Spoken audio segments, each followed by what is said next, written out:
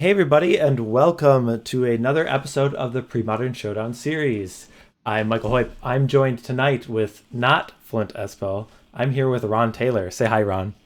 Hey everybody. So you might be familiar if you watched the first Premodern Showdown series of who Ron Taylor is, and he was the ringer. He kind of took away the series. I think he was 7-0-1 in the round robin, and then unfortunately he fell in the semifinals to Robin.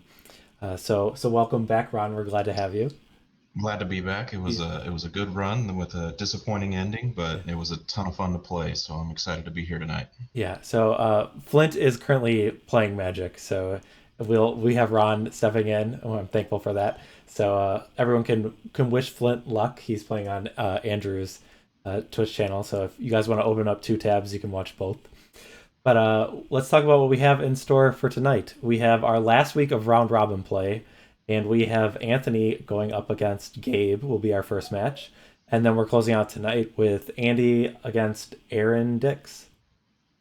So I'm going to jump over to the band screen. We're going to talk about which decks the players have available. Anthony's three decks are Tortured Madness, Blue White Wizards, and then Dig Site. His Blue White Wizards deck was banned. And Gabe has Netherhops, Fairies, and Dothy Aggro. And his Netherhops deck was banned. So Anthony has chosen to bring Tortured Madness. This was the second time he's been able to play the deck. And then Gabe is bringing Fairies to battle. So let's go over, take a quick look at the deck list, and then we'll talk about the key cards on how we think maybe the matchup might play out. So the Tortured Madness list, this deck kind of is, if you take the blue green Madness shell, you take out the blue cards, and then you have the black cards, which has Zombie Infestation as another discard outlet, and then some disruption with Mesmeric Fiend and Cabal Therapy. But then it has some grinding ability, and that's both in the form of Grovokian Horror and Tortured Madness or Tortured Existence. And those are two different angles. The Grovokian Horror just will come back every turn. It's like another squee effect. It needs to have a creature above it, but that's actually not too hard to do with a good chunk of the deck being creatures. But then Torture's Existence is a one mana enchantment that you can pay black and discard a creature card to raise it another creature. And with that in a loop with the Madness, you're always going to get a bunch of value. You can discard Arrogant Worm or Basking Root Wella to play that creature that you discarded, and then also get back another creature. So there's a lot of grinding with ability with this green black deck. So that's what you expect to see. Typically, the deck can win a good long game, and then has disruptive elements with Cabal Therapy and Mesmeric Fiend against the fast combo decks. The one thing that I'm seeing in this list is the Krovikan Horror looks like it can do a whole lot of work against the one toughness fairies. Yeah. So the second, I mean, the ability that I talked about was when it's in the graveyard, but the ability that Ron's alluding to is when it's in play, that it has the ability to pay one and sacrifice a creature to deal one damage to any target, and so that can shoot down a bunch of fairies with all the Gabe's creatures being really little. That can be definitely a good grinding point if Anthony resolves a Krovokian Horror. Okay, if we move over to the fairies deck, we've seen this one a couple times from Gabe, and the blue green tribal deck is just looking to put down a bunch of little flyers and then counter some key spells and kind of just close the door as quick as it can. So there's, I if I look on paper, I would say that this seems like a tough matchup for the fairies deck. But what is your takeaway, Ron? Yeah, I think that what Gabe needs to do is to win this matchup is he needs to get out in front. He needs to get some flyers down quickly, and he needs to be attacking with them quickly because all of his creatures fly, and I don't believe that any of Anthony's do. Correct. So Gabe has the advantage in the air, and the key card for him is definitely going to be the fairy no the Lord, Okay. the fairy noble, and he's going to need to have that fairy noble to stay out of range of the Krovikan horrors to keep his creatures alive and to speed up that clock in the air. Hmm. Okay, I'll bring up the key cards that I predicted. So for the Tortured Madness deck, I have Zombie Infestation and Arrogant Worm. So the Zombie Infestation, for the reason that it is both a Madness enabler and then also provides a good grinding element for the Tortured Madness. If this card is staying in play, then it's likely that Anthony is able to make 2/2s either every turn or every other turn. and that those are all pretty much bigger than what Gabe is making, and it's not really costing Anthony cards if he has cards like Squee and Kevokian. And then the other one is Arrogant Worm, and if this is coming down on turn 3 as a 4/4 trampler, the trample really I think will come into play. That like a fairy won't be able to chump and kind of swing the clock. That the trample damage will go through, and I think that'll be the key cards out of the Tortured Madness deck. And for the fairies, I highlighted Scrib Sprites, and I mean this is kind of just a general idea of a low to the ground fairy.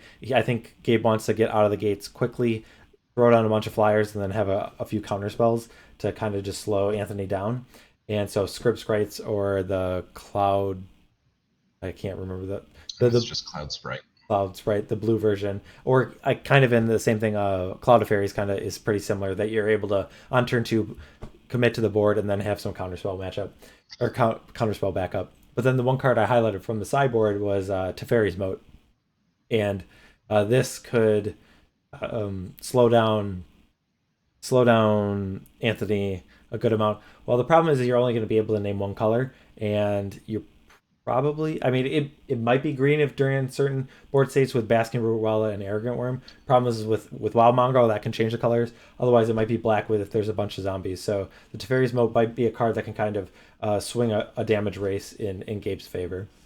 In the early game, I think you're looking to name green, but in the late game, black is going to be the better option. Okay. All right, so that's what we're expecting for the matchup. Let's go over and see if we can get things started. I'll briefly let the players know that they can begin, and we will be off.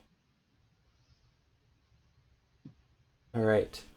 So for this match, Anthony has won the die roll, and he will be on the play.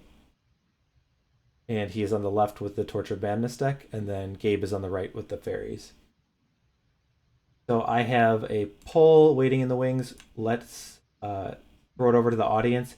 I want you guys all to give your prediction on which deck you think is going to win. So there's a couple minutes you have to predict who will be the victor of this match. Will it be Anthony with the Tortured Madness or Gabe with his Fairies deck?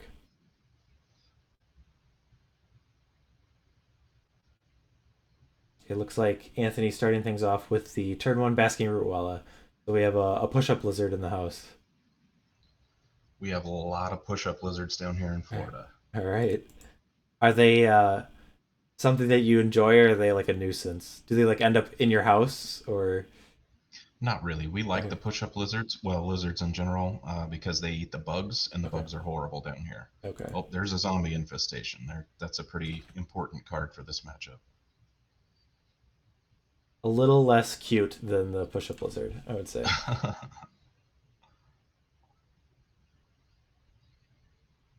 Gabe does start with a Cloud Sprites off a Yavimaya, so he takes a damage to cast that, but he's starting off with his air arsenal.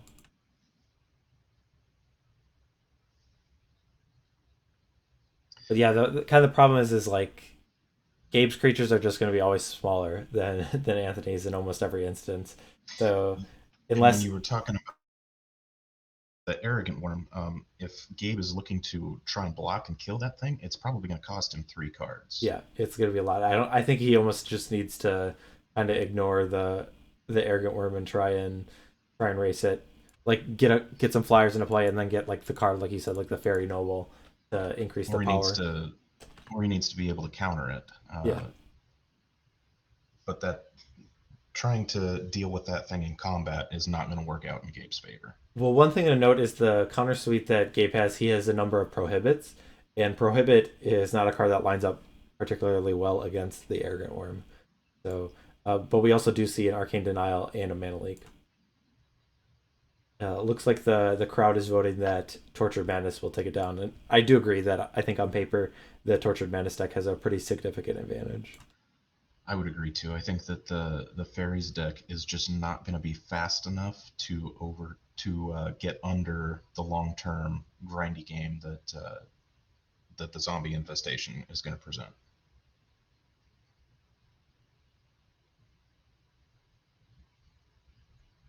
So the Cabal therapy and looks like the was that yeah that so the name that it did resolve, and so He hit a prohibit with it. okay, interesting that that was the card that he would name. I guess if the game goes long, you could play around a mana leak. But yeah, I guess I might be inclined to name something like mana leak or prohibit. Well, he also missed a land drop, so that makes Mana Leak even better.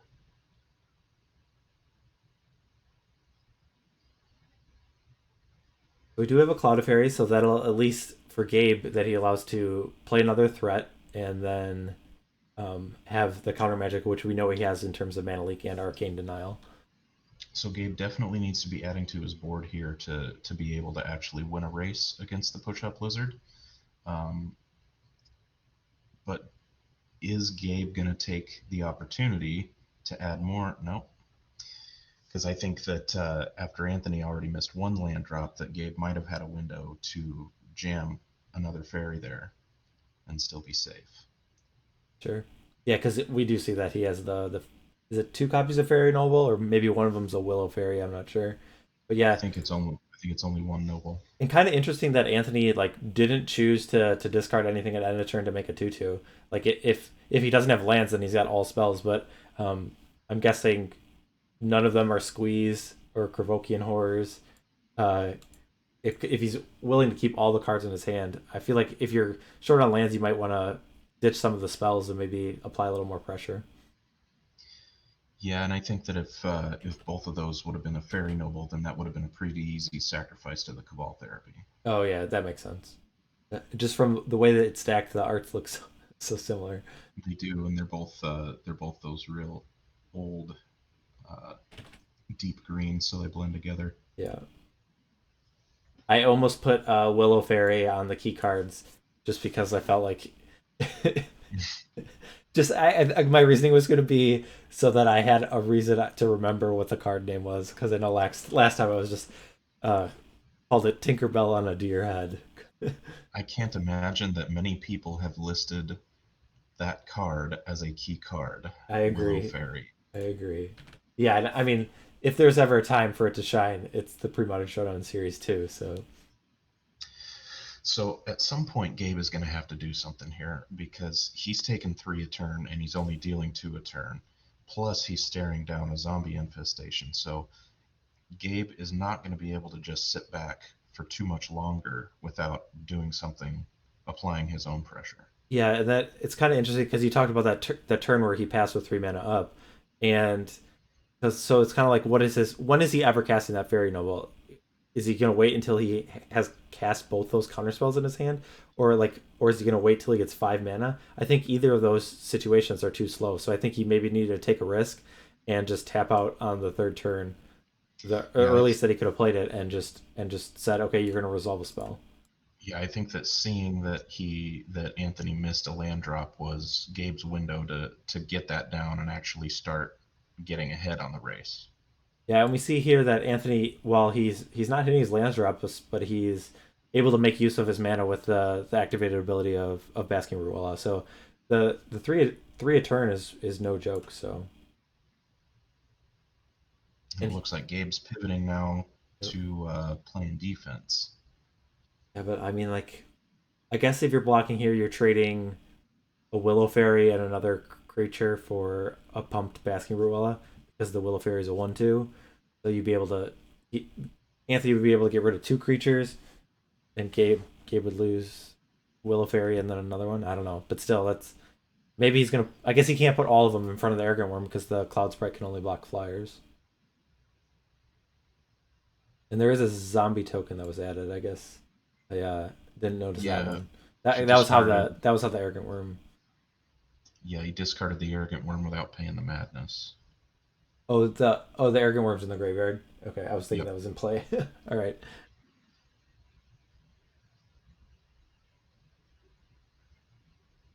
Okay, so Gabe is going to. So he just blocked with one. Just blocked with the Willow Fairy. Okay. So he used the Willow Fairy, made sure that Anthony was either going to lose the Basking Ruala. I Wait. think he double blocked the zombie token Okay. with a 1/1 and a 1/2. Yeah, that's right. Otherwise, I was gonna say his green mana is not tapped. All right, so he just took. Then why is he at 9? Did he take a damage from? Must have taken damage from his land then, because he was at 11. So that I Yeah, he cast 2 green spells last turn. okay.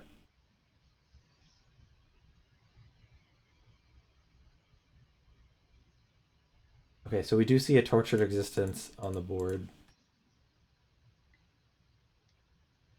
I I don't don't know think if this is this a one. game. Yeah, given that Anthony doesn't have very much mana, I don't know if this is a game where the the tortured existence is really going to shine. But I think his better option is just to focus on the zombie infestation here. The zombie infestation and pumping his lizard.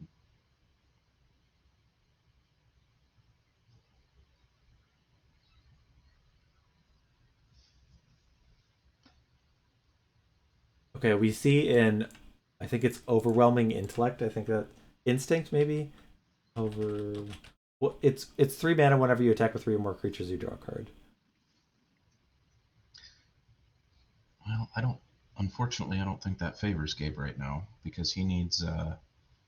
He's looking at taking at least 5 this next turn. Yeah, I mean, if there were certain cards in the situation that maybe he could draw to get him out, but I don't think there's really anything in his deck that really kind of turns the tide in this situation. So it's not like he's digging for one particular answer. I think a Fairy Noble and staying back to block probably would have been a better option that turn. Because playing the Fairy Noble, he's still able to attack for 2 with the Cloud Sprite, since the Cloud Sprite's not going to be blocking anything anyway. Well, the you it only gets more attack if you tap the Fairy Noble. So Ah, the defense boost is constant, but the power boost. So he would attack for 1, but he still would get the blocking bonus right away. right. I apologize for my lack of knowledge of Fairy Noble. Yeah.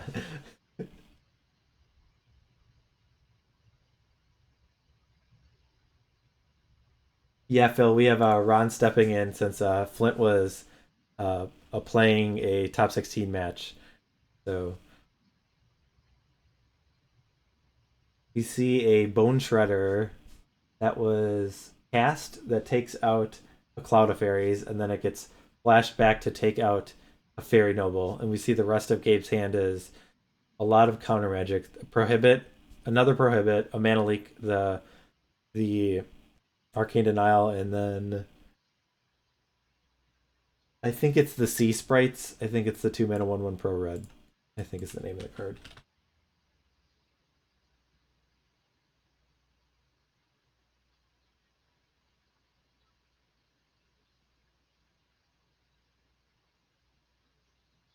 Okay, so as Anthony attacks with 3 tokens and a basking Ruala, Gabe needs to block something here because he's at 6. So he how did how did that combat go? Maybe I guess we're past that point. I Oh, think he that's took. only 2 tokens. Oh, okay. I The saw other it card must. is in Other card Anthony's is here. hand. All right, okay, I'm getting these mixed up.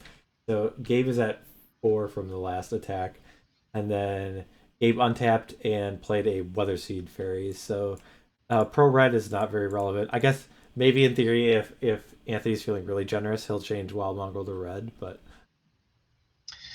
The problem, though, for Gabe is that no matter how he blocks, he's not advancing his board, and it's just a matter of time until the zombie tokens take over. yeah,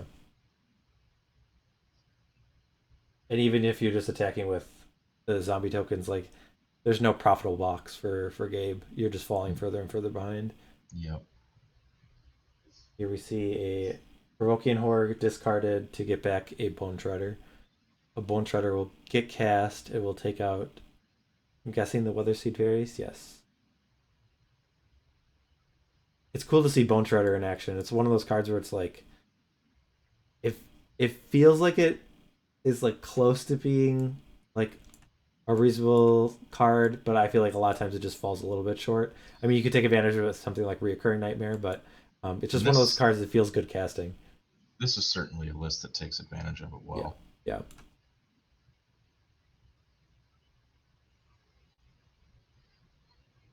especially since both times he cast it, he got to flashback Cabal Therapy with it. Yeah, you definitely making good use of the body there.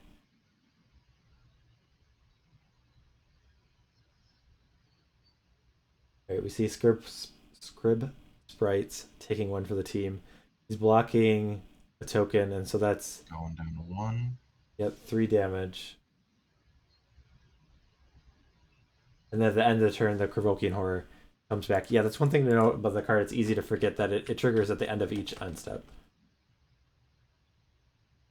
Looks like that's the game. Yep. And so we kind of saw kind of what we thought. Like if Gabe falls behind early, it's really difficult for the Fairies deck to catch up against the Tortured Madness deck. All right, let's jump back over to the deck screen. Maybe we can figure out how these players are going to sideboard. So Torment Script doesn't seem appealing. Spore Frog is reasonable in a racing situation. The problem is like there's a lot of counter magic in Gabe's deck, and I feel like the spots where it's like really key, it's likely that Gabe has a counter spell. So I don't know about the Spore Frog. I mean, you could make an argument for something like Ravenous Baloth. It's just like gigantic, and it may be sacrificed to gain life in a pinch. Um, I like Ravenous Baloth here because it's in the same spot as the Arrogant Worm, that it's going to cost Gabe three, likely to be 3 cards in order to actually deal with it if it doesn't get countered. Plus, it has the ability of sacrificing to gain life if you are in a damage race. okay. So I really like the Ravenous Baloth in this matchup. Yeah, I guess the only thing I would worry is like maybe making things too clunky, but there's only 2 Ravenous Baloths, and I think you're still probably fine. Um, so yeah, I think I like bringing the Ravenous Baloths just for their big bodies. Naturalize is a card that I think uh, could be brought in just because of something like Teferi's Moat, but you could also make the argument that you don't necessarily need it, that you have the split of different colors, and then you just have longevity with like Krivokian Horror that you could just say, okay, if a Teferi's Moat comes down, I'm just going to shoot down all your creatures and then eventually just ping you to death. I don't know. It'll be interesting to see how Anthony approaches it, if he's really worried about that Teferi's Moat or not. If I was in Anthony's seat, I would probably just ignore the Teferi's Moat and try to vary my attackers. Just get a pretty even split between green and black, and then just forget about the moat altogether. I think that that's better than taking up slots in your deck with naturalize, that really the only target is going to be 2 Teferi's Moats at a Gabe sideboard.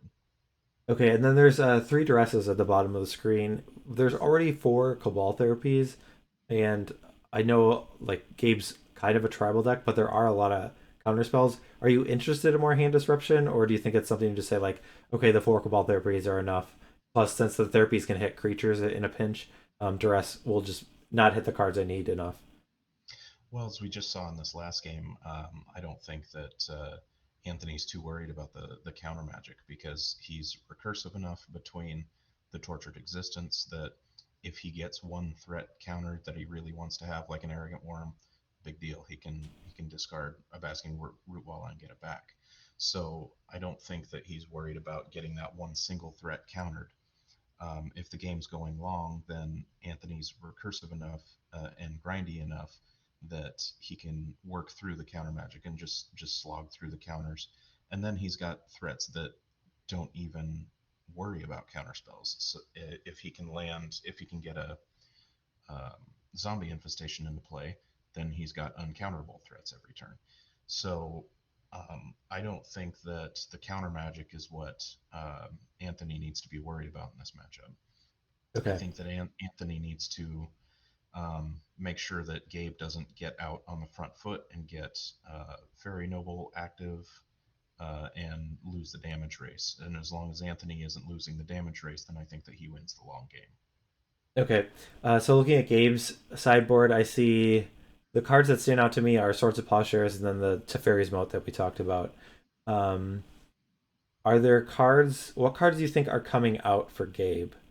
Uh, Maybe the Overwhelming Instinct. I mean, I could see maybe on the play that that's a card you still want. Like you could just say my game plan is to like go 1 drop one drop, two drop, overwhelming instinct, and try to run away a game like that. I don't know.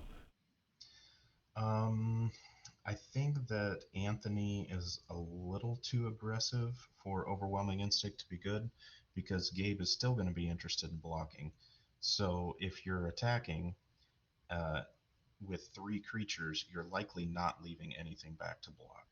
So personally, I wouldn't. I would take the Overwhelming Instinct out. Um, I think that Weatherseed Fairies is a card that is likely to come out because 3 mana for a 1 toughness, 2 power flyer is probably not where he wants to be. I think he wants to be as low to the ground as possible with 1 and 2 mana threats. Okay, I think I might opt for the 2/1, 3 mana 2/1 over the 2 mana 1/1 pro red guy. I think the 2 power, like just the clock is a little faster. I mean, you already have like a number of other two drops. I don't know. It's kind of awkward either way. Neither seem that great right now, but I would say just like the 2 power might be better than the 1 power from the pro red creatures. But it looks like our players are nearly done shuffling, so I'm just gonna let them know that they can start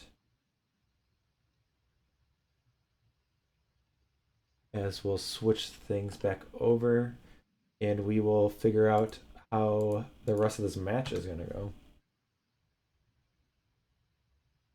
So I would say things get a little bit better for Gabe. Do you think the matchup's a little bit closer to 50-50, or do you think Anthony still has a pretty significant advantage? I think that Anthony's still advantaged, but not as much as he is in game one. Okay.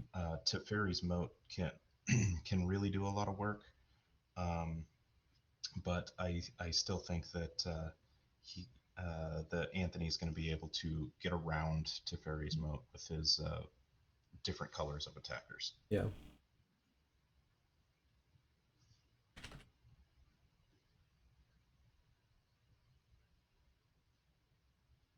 I do want to see a wild mongrel change colors. We saw Absolutely. I think it was last weekend where it was, maybe it was 2 weeks. Um, we had the color changing ability of Spirit Monger actually come into play, and it was pretty interesting. I can't even remember the instance of why it was important. Uh, It's an ability that a lot of people forget that it has. yes,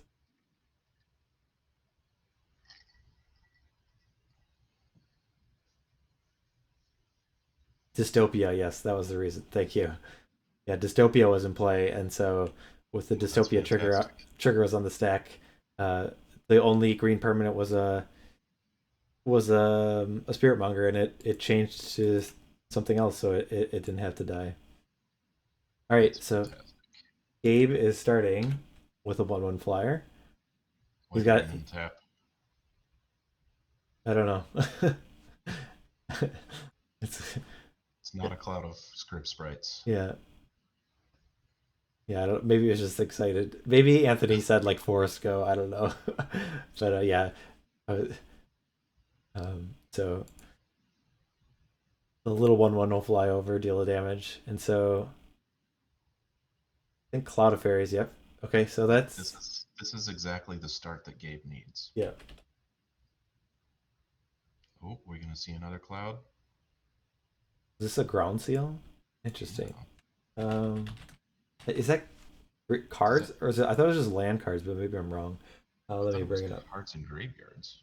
Well, it. So I guess it's shutting off Tortured Existence then, right? Because the comes into play, draws a card. Cards in graveyards can't be the target of spells or abilities. So Tortured Okay. Existence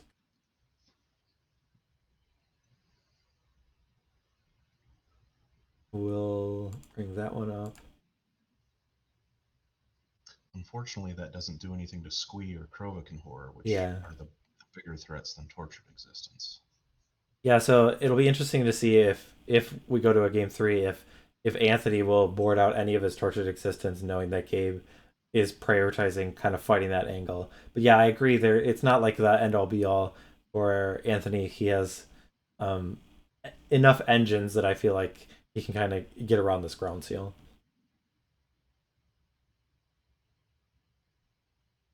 But I mean, at the same time, I mean, Gabe still has 2 power in the air, and so he's just looking to um, clock Anthony. So I mean, hopefully for Gabe's sake that he's added to the board a little more. I think if he's not putting any more pressure now, he's definitely going to fall behind. But yeah, so A is the cloud sprite. So that cuts it to a 6-turn clock.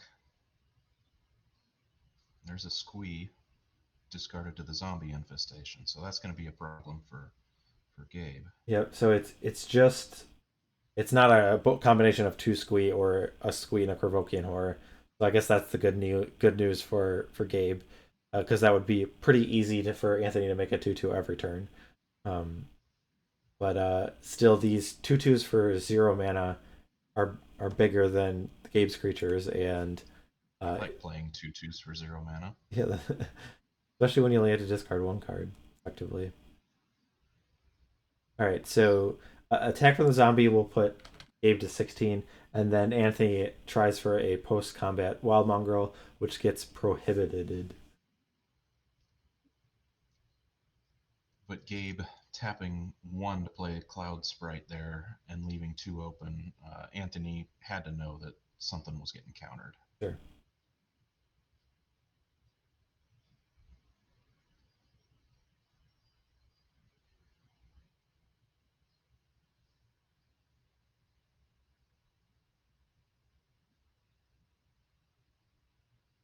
All right, so as it stands, you have to assume it's very likely that Anthony is going to add another zombie at the end of this turn. So then already Gabe's kind of losing the race. Andy's already behind on life. He's taken the damage from his land, so um, Gabe already kind of looking in a tricky spot. If I was Anthony, I think that I would try to just put everything I could into zombie infestation, because really the only answer that Gabe has is the Teferi's Moat, and he's only got 2 of them, and it costs a white mana, and Yeah, it costs 5. sure. So Gabe's pretty far off from getting to uh, that uh, from getting to the moat. So All right, we do see a fairy noble come into play, but then it looks like only the cloud sprite, which can only block flyers, is the one that's going to be attacking. So it looks like the script sprites and the cloud fairies is that 2 squeeze? are on blocking duty. Yep, it looks like so. That's Presumably, big. Anthony drew a squee on the last turn, and now he That's just big has trouble. a 2/2 every turn.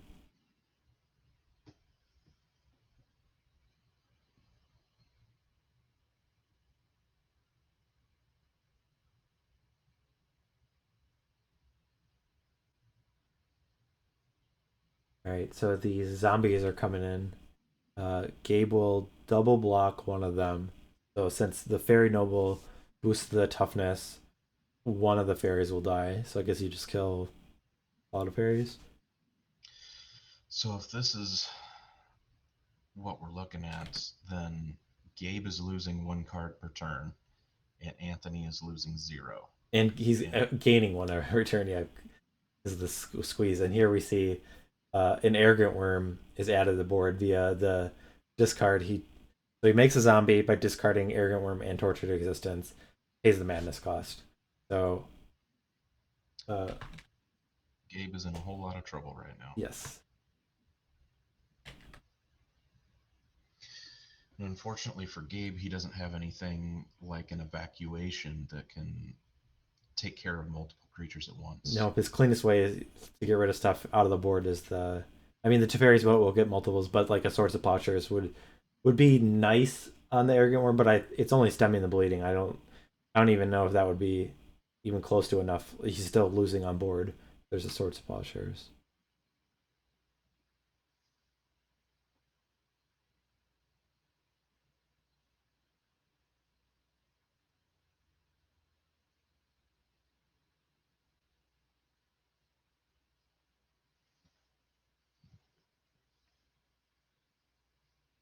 Okay, so are we? We're on Gabe's turn. Okay, so yeah, because he untapped and played an island.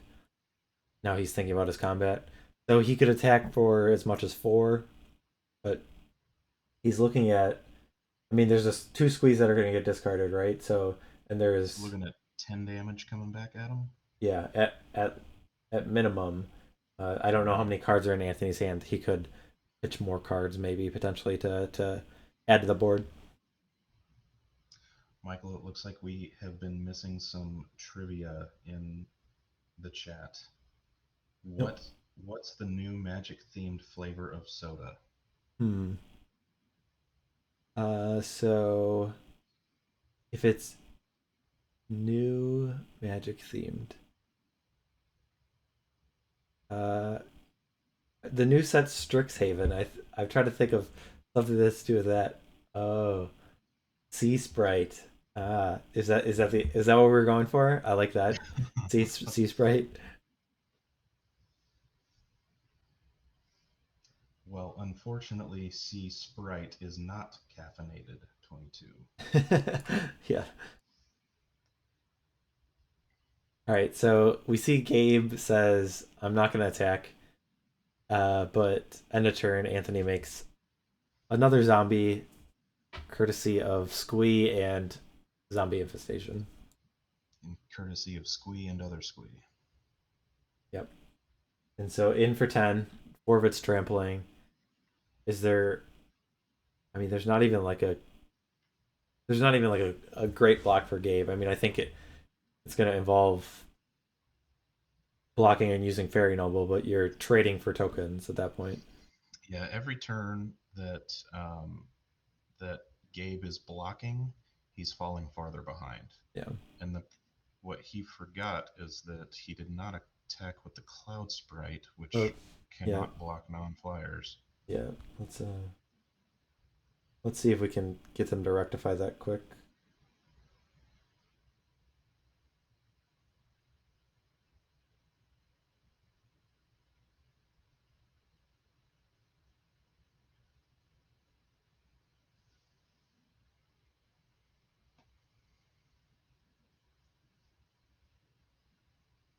So looks like they're Looks like backing they're things up. discussing that. Yep. Okay, so we'll go back to combat. So it looks like he says, "Okay, I'll just block with these two then." Did he not use the Fairy Noble, He or did we? did, Okay, but so he yeah, already okay, okay. untapped. So we just passed that. So Gabe He will take. prioritized killing that arrogant worm. Okay, So basically, the difference was he took an extra 2 damage. sure.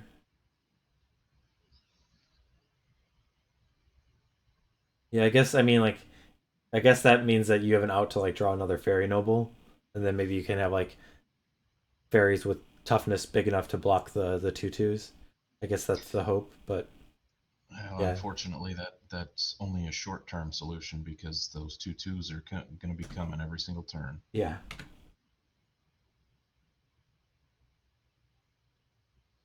All right, so now there's 3 of them, 3 I think zombies, there's 4, 4. 4.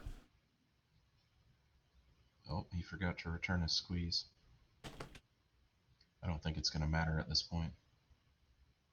Well, at least he'll have the option to do it next turn still.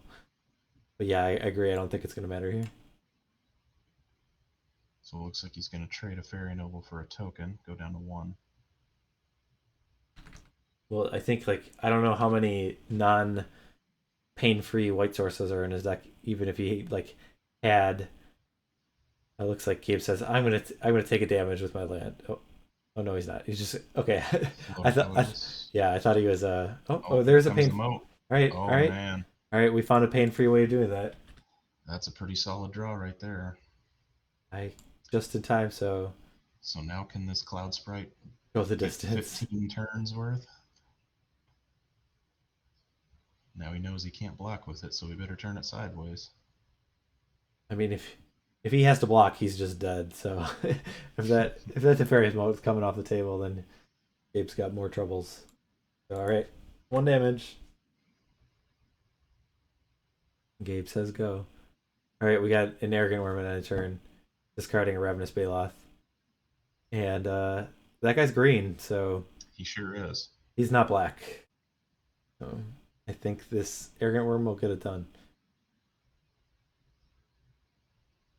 We're still on the stack. I don't think there's dazes, so I think this arrogant worm will finish off a Gabe Farkas. Looks that way.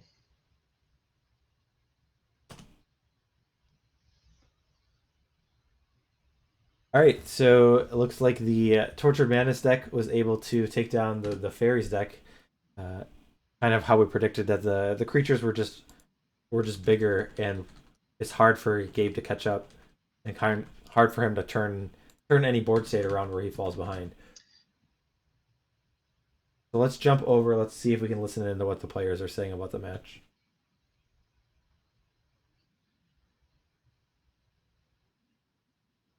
Is what I put in. I put in the 2 moats and the 2 ground seals. How many moats are on the board? Two. 2, just 2, Okay. yeah. And it's it's a really good card. It's just 5 mana, Yeah, you it know? is a lot in this And format. that's like it's just like too slow against decks like yours that just right? Like you got so much in before the moat even Yeah. like before I could even cast it, because I think I maybe missed 1 land drop, right? hmm And that was it. But yeah, No, I I wish mean, I wish it were a better card. I'm sure a lot of cards think that about themselves. Yeah. No, if I hadn't drawn the arrogant worm like a game ago, not a game ago, a turn ago, then it would have held me off for a while because I would have needed to either draw another arrogant worm or draw the land for the ravenous Baloth that I Yeah. just kind of just had in hand.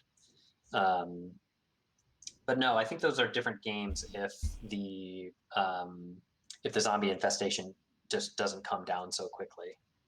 Yeah, you got it out super quick both. And like that's again, I kept that hand of 6 in the second game solely on the back of the ground seal, which yay, it finally did something. But then yeah, it just you got that out, and I think you got it out on your with 2 mana, right? So I didn't even have a chance to counter it if I wanted to. Oh yeah, game one, they played the infestation turn 2, so it was able to slip in under counter magic. And game 2, I think it was at some point when you were tapped out, maybe turn 3 or so. But I think infestations, it's like low key. Well, not even low key. I mean, it's the best card in the deck, but Yeah, that's not a profound statement when you've jammed your deck with 4 squeeze and 4 horrors. yeah, But the horrors are just super solid in their own right. I mean, I was thinking to myself, like, I brought in 2 naturalize for like either ground seals or moats yeah, or different things you're bringing in. And I'm thinking to myself, even if I get locked out under a moat, if I can get you low enough, then I can just use horrors. I can just cast the horror, use its activated ability to oh, get.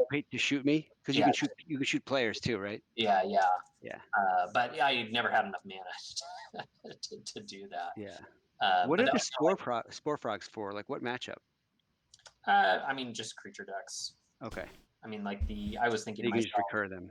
I was thinking that most of my most important threats, I was confident that I could get through counter magic, or like I could, like wait. You would either have to tap out early, and I could jam a tortured existence or a zombie infestation, and just getting Sure. a single one of those enchantments um, just gives me so much. Like I'm just able to grind you out if I can get one of those. And I was just thinking, I'll either be able to jam one when you're tapped out, or you'll have to like only be able to deploy like 1 or 2 fairies and just Yeah, perpetually keep mana open. yeah. Um, and I just And that's what happened. Yeah, I figured that the long game would go to me, because then I'd be able to like madness out an arrogant, where it's like, okay, well, let me try this enchantment. Okay, it gets countered. Let me madness out an arrogant worm at instant speed. That has to get countered or dealt with, and then I can untap and maybe jam another enchantment. So I figured that I had a good plan for the early or late game if I could just stick an enchantment. yeah. But the tortured existence, um, I think that By the way, guys, you have us unmuted. Yeah, yeah, we're listening to you. I assume that Gotcha, Mike.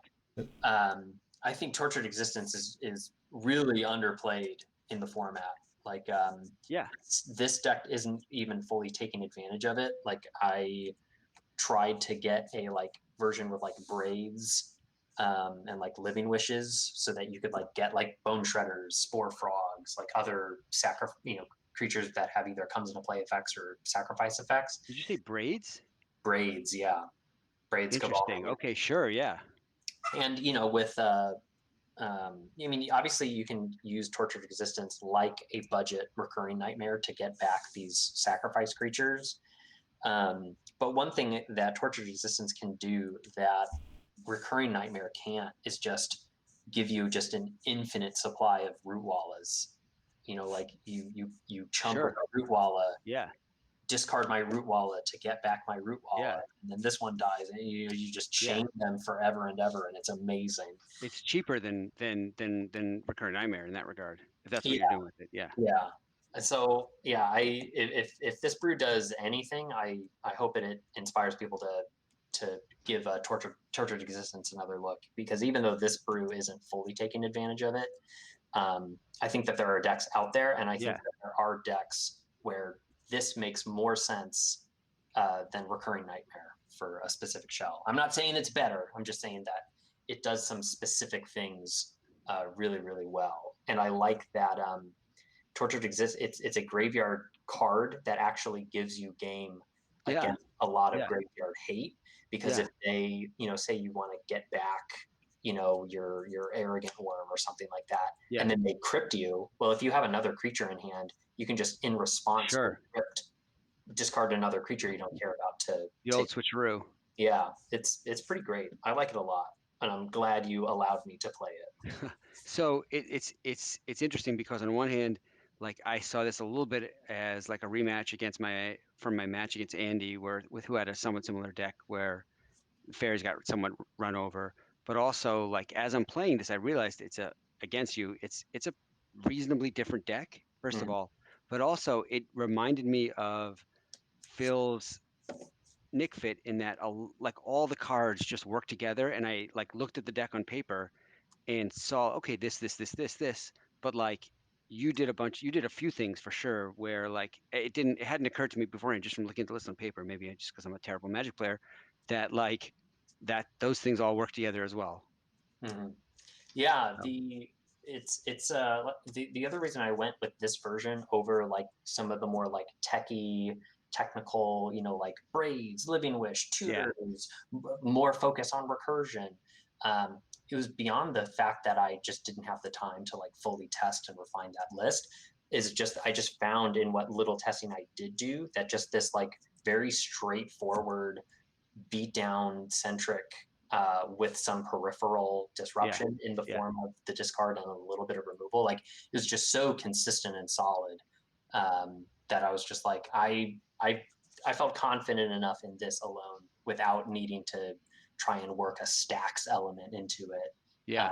That all the pieces just worked really, really well together. The one thing I'll say, and then I want to hear from the two other guys. First of all, I got to live the dream because I got to play a card that I thought had no value whatsoever, but actually had some use in this matchup. And like literally completely regret putting this in my sideboard, and got to cast a 5 mana card that actually impacted the board, if only for half a turn. Yeah. It did. I mean, yeah.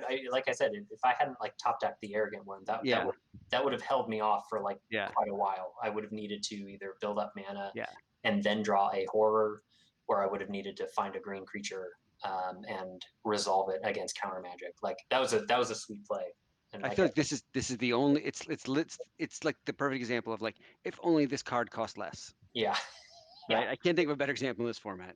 yeah. It'd be a totally different conversation if that card costs even just 4 mana. Yeah, And I don't even because I think mean, yeah, to that wouldn't be oppressive at all. Like we have humility in the format. Come on. yeah, exactly. Like, did you guys catch? Did I miss? I think I missed one land drop in game two, and still was only able to cast it literally just in time, right?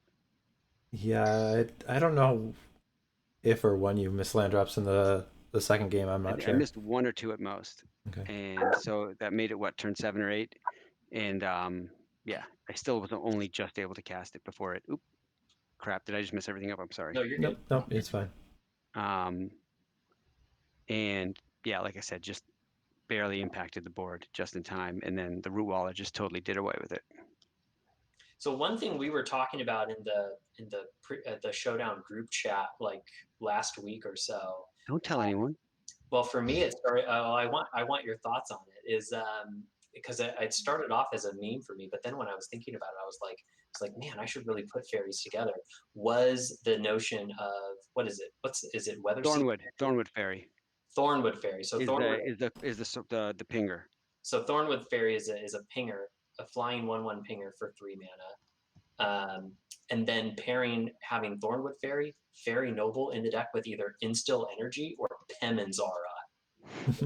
So the thing about so Thornwood, like well, I tested it out early on, and I tested it out with Instill Energy, like it goes against like what the deck is trying to do, which is just like swing with a bunch of flyers, because then you're basically trying to get cute with the damage, and it like takes away from the sort of what the deck is trying to do otherwise. And but the Noble though doesn't help the Thornwood Fairies at all, right? Well, No. they're both Yeah. fairies that have a sweet tap ability. Yeah, Oh, yeah, okay. yeah. And that Yeah. you could build your own better than Masticore with Yeah. the Pemenzara and just machine gun the opponent's creatures into nothingness. But I guess you're assuming that they're probably not having a bunch of flyers and your stuff's Yeah. getting through anyway. Fairy Noble too, I feel like is another one where it's like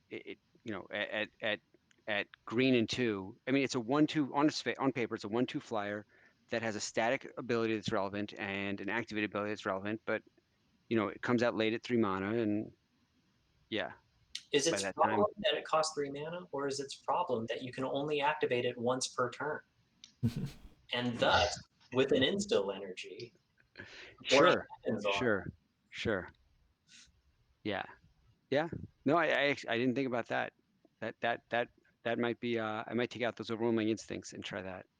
I think the problem with Pemenzara is that it's I think Pemenzara would exacerbate the issue of, am I holding mana up for counters, or am I deploying threats or putting things on the board? I thought your instill energy suggestion was really inspired because it's giving you I don't know, For free, yeah. 60-80% of what you want out of Pemenzara, but for like a fraction of the cost.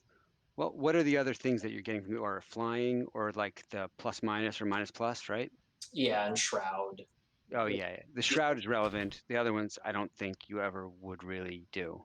No, but so it's just cool that you could activate a Fairy Noble or a Thornwood Fairy like 6 times in a turn.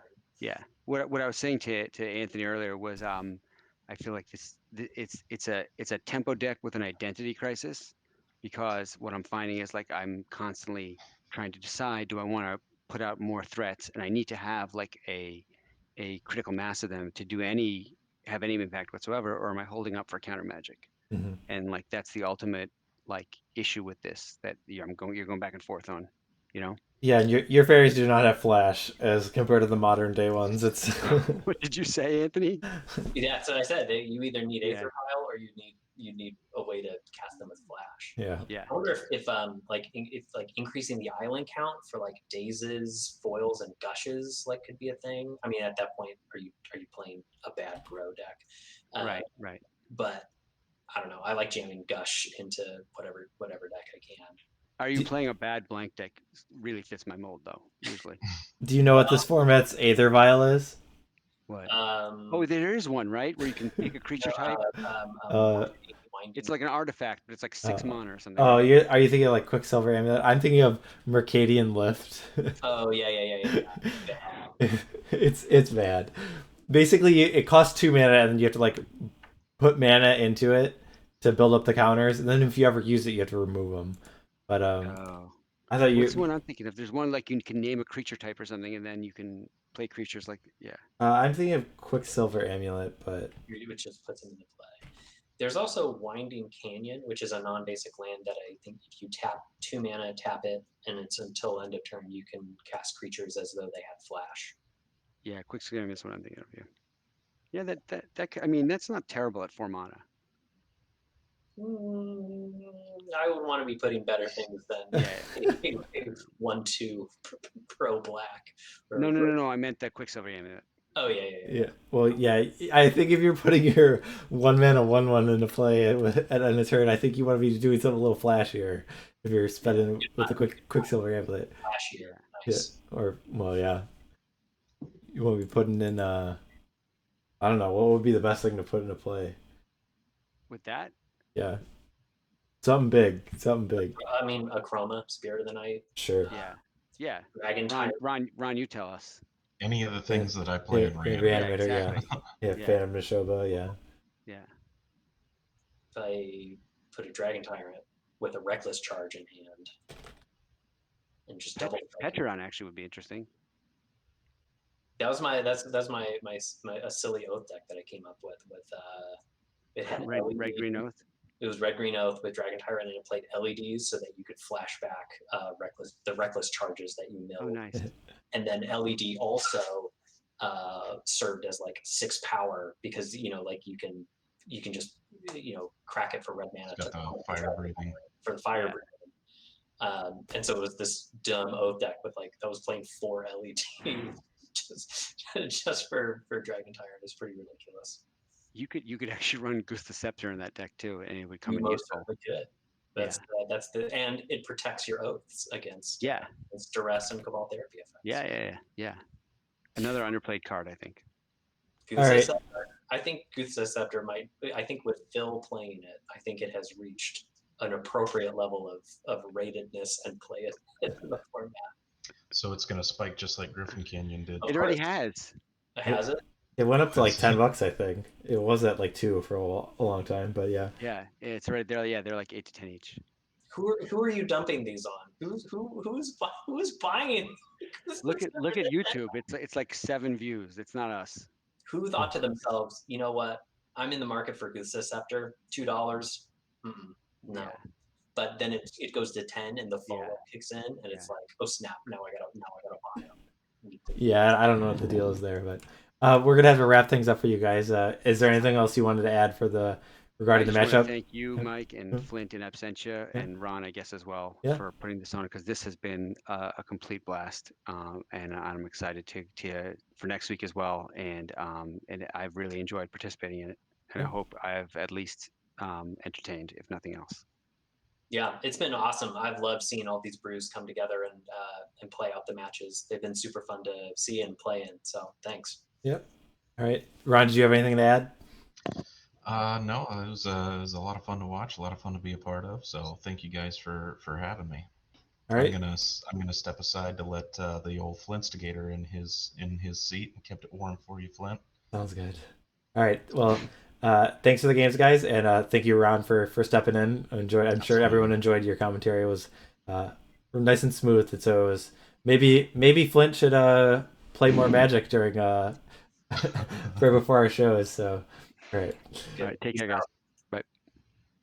All right, I'll quick bring up our schedule. We'll show that what we have coming up. We're going to take a quick break, but we're going to get Andy set up to play against Aaron, and we will be right back, and we will have our second match of the night.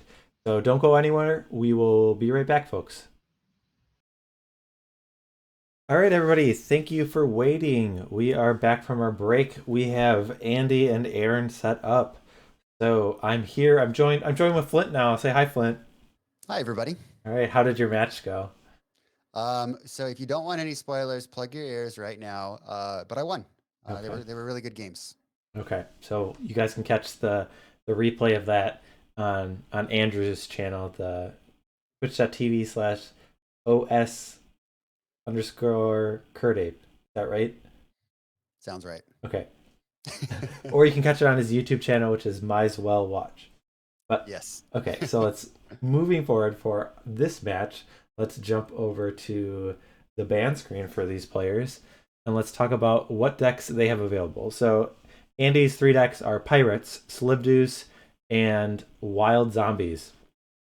Aaron's are Jund Fires Rock, Forbidian, and Bant Counterslivers. I think at the beginning of the Showdown series, I said I was really excited at the potential of a Slivers mirror. Well, they did not do their part to make that happen. They both banned the Slivers deck. So no Slivers tonight. Instead, Andy has elected to play the Pirates deck, where Aaron is playing the Forbidian deck. So I guess I'm a little bit surprised because I feel like Andy has not had a lot of opportunities to play the Wild Zombies deck. I think he's played it once, and I'm surprised that he passed up on it. So we'll have to ask him about that later. I'm curious. It's a good point. Okay, so let's go over to our decks, and we will briefly talk about it. So the Pirates deck is this mono blue tempo-y prison thing. So the Pirates cards, when they come into play, their opponent has to pay mana or they sacrifice a permanent. And then there's ways to bounce those permanents. So you could be bouncing your opponent's permanents so that they have to sacrifice different things, or you could be bouncing your own permanents. So you can play the Pirates again. And then there's like prison elements like Black Vice and Tangle Wire.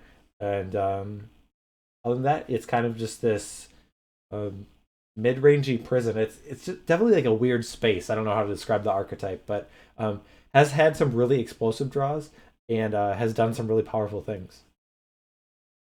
And then if we look at the Forbidden deck, so this is kind of a classical take of a blue-black control deck where the engine of the deck is using Shadow Mage Infiltrator. It does have the option of kind of having the lock of with Forbid and Shadow Mage. If you're drawing 2 cards a turn, then you always have the ability to buy back a Forbid. But it's just got a lot of permission elements. It could either be Disruption with Duress or Mesmeric Fiend, or just lots of counter spells. Counterspell, Mana Leak, Dissipate, Forbid, Prohibit. So lots of counter magic. So kind of a take of a blue-black control deck. So I have put up what I anticipate to be the key cards. And so this is not any of them. Let me update this slide real quick. Let's go over and find the... Okay, this looks a little bit closer to what we want. So I said the Black Vice for out of the Pirates deck. So this card, if it comes down early, you could deal some damage, but a lot of the times the Forbidden deck is going to want to have a lot of cards in its hand. And if Shadow Mage Infiltrator is in play and drawing extra cards, that is kind of a little bit painful if maybe there's a Black Vice in play. And also just there's other draws with like Tangle Wires or just if you get rid of some lands, the cards will build up in the Forbidden, and Black Vice is an easy way to deal some damage. And then the other card out of the Pirates deck, Ancient Tomb. So this is just a land that can make 2 damage, or can make 2 mana. And while the damage is not that big of a deal because the Forbidden deck is not super aggressive, you're okay taking some damage. So this can really get you out of the gates if it speeds up your Pirates coming down a turn or 2 faster. That really could come into play. So I think Ancient Tomb is the key card that Andy really wants to see. On the other side of that, the Nightscape Familiar is kind of doing the opposite thing, and for Aaron that he really wants, and that's going to make his spells cheaper. It also like provides an option. I don't know, maybe there's a spot where you want to sacrifice the Familiar instead of a land. That's a possibility, but it's just a cheap permanent that stays in play. It reduces mana cost. It could be sacrificed to one of the Pirates. I think it's something that Aaron is going to want to see. And then the other card, kind of the namesake portion of the deck, there are no actual Ophidians. Those have been upgraded to Shadow Mage Infiltrators. And I think this card will provide a source of card advantage and a slow clock, and is something that Aaron is looking to have in play. Is there anything you wanted to add, Flint? I think Ancient Tomb is spot on. Yeah. You know, as you were looking at his list, I was just thinking back to the other games and how pivotal it is for his game plan when he's able to land that turn to Ancient Tomb. So I'm excited to see how these play out in the first, couple of turns. Okay, let's jump over the match. Flint, if you want to let them know that they can get started, we have Andy Culpepper. Let me update that name. And Andy is on the left with the Pirates deck, and he is on the fly. And then Aaron on the right with the Forbidden. And so I didn't see any cards set aside, so I think they have kept their opening 7s. They did. Yeah, any of them. Just pick one. But I guess we ended up with Andy, so I guess that works out. Turn 1 Swamp and a Duress will show us... There's the tomb. Well, that's not a card you can take with Duress, so I guess that's good for Andy. Ooh. You take the snap or the Tangle Wire here, Mike? Probably Tangle Wire is my gut. Yeah. Yep. So let's pull that one up. Right. I've really been enjoying playing with Tangle Wire lately. I don't know if that makes me a bad person, but it definitely is really powerful. Like, even if you're not adding that many permanents to the board, just it being in play and you get to remove a fading counter, it's like it's two less than your opponent. I don't know. It really can do a lot of It's crazy good. things. It's really good. So we see uh, Andy uses Rishan and Port to just tap the swamp during the upkeep of Aaron. Aaron has a wasteland to get rid of that port.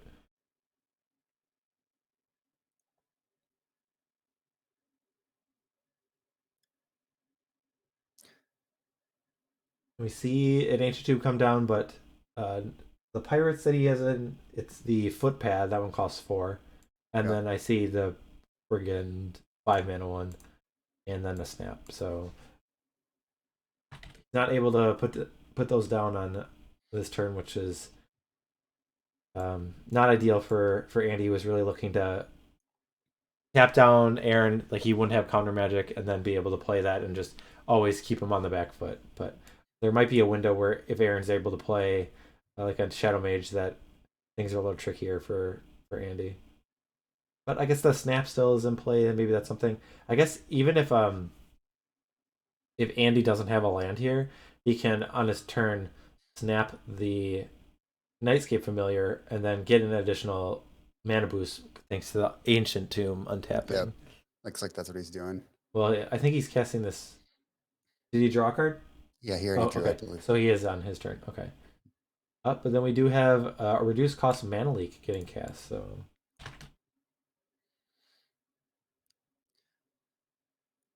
Oh, the days. Yep. So that will not allow his snap to untap 2 lands, but I guess that's okay since he has a land drop. But yeah, yeah, Days was a good one there.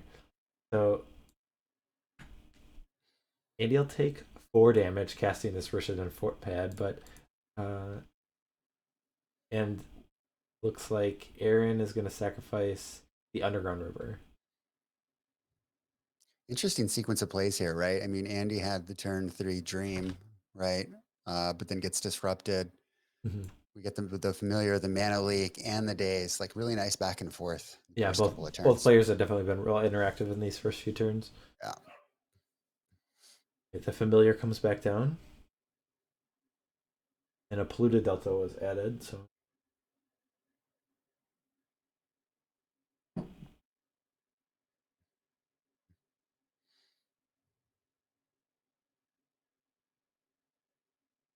I keep thinking that card in his hand is Screaming Seahawk. That one's not quite playable. Tis not a pirate. Yeah. That I know of. Seahawks are kind of pirate themed, but yeah, keep looking at that one.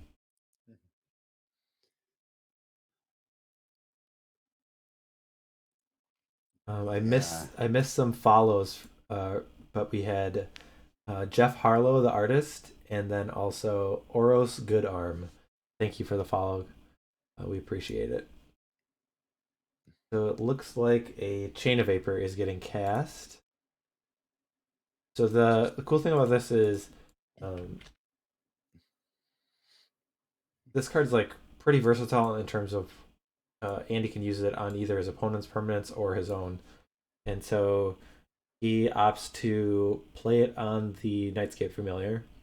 And then after that resolves, he's going to resolve a Black Vice. So did Aaron take any damage from that? Yeah, Aaron's at 17. And he's at 14, all damage from his own Ancient Tomb. Yep. It's actually Aaron's strategy. It's just to let him beat himself with his own tomb. I think his strategy is to cast this Nightscape Familiar like 8 times. Is that there like a hidden reward in Magic? You just like win the game if that happens. The 8th time is the charm, they say, right? That's how that old platitude goes. Yeah. I mean, eight's a lucky number in Japan, right? Is it? Well, or is it 9? Well, so I'm thinking of like Kamigawa with like 8.5 tails. I think it's 9, and he like lost his half a tail. Someone can probably correct me. I think it's 9 then. So.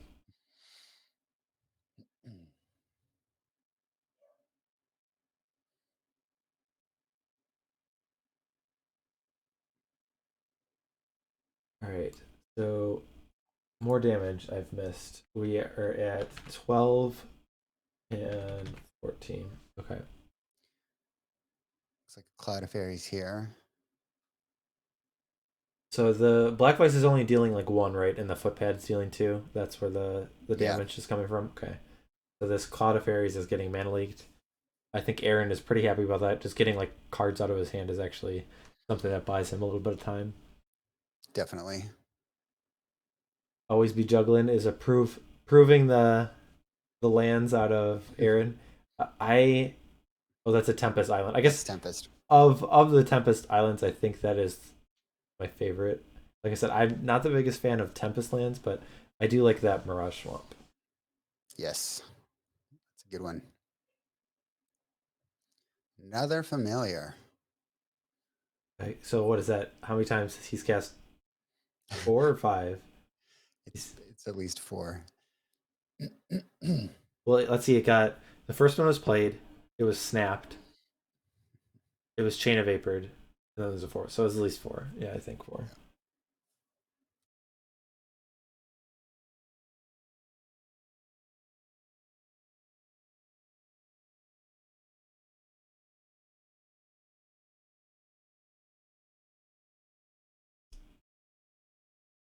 Okay, so this spot, like, Andy hasn't. He's been. You know, he has a 5-drop in his hand. And other than that, I guess he tried to cast a Cloud of Fairies last turn. But he hasn't done too much other than, like, the first initial turns where he was deploying the footpad and stuff. I'm trying to think what he could be having in his hand. Because even if he had. I guess if he had like a Tangle Wire, I guess that might be a little bit dangerous because with 2 Nightscape Familiars in play. Well, okay, so Black Vice I guess is a card Seems that's good, but then the problem is like Fact or fiction, huh? Oh, Aaron's at 12, by the way. Andy swung in. okay, this is a dangerous card to play against a Black Vice. What if you just 5-0 it? Like I'm not even joking. Like He's got 7. He's got 2 in his hand right now, right? So he'd go up to 7 if he takes the 5. take 6. What if you just 5-0 this? I like it. Like this is I like it. I like that a lot. I'm like it might actually be strategically correct to 5-0 this Fact or Fiction. Can we get a 5-0 in chat? Oh, I see Anthony yeah. 5-0. Yeah, we're All right. already there. Anyone else 5-0 this? We got a 4-1. That's not bold enough. That it's fun to be really bold with your Fact or Fiction. I don't know if you ever like if your opponent ever gets scared. Yeah, you just snap the 5-0. Like what would Aaron do? Like which pile would you take if you're in Aaron's shoes if he 5-0'd? Which one did he do? He took a Morphling. So he took the 1. I mean, Yeah. it would be really interesting to. Okay, so that's another thing to ask. So I don't remember. The first question is, why not play Wild Zombies? Second question is, why not 5-0 that pile? All right, we got to remember these things. Yeah, I don't think I would 5-0 that pile with only 1 Black Vice in play, but all right, we see Morphling coming down, and it only costs 3 mana thanks to the double Nightscape Familiar. The Superman's here. Will he save the day? He may.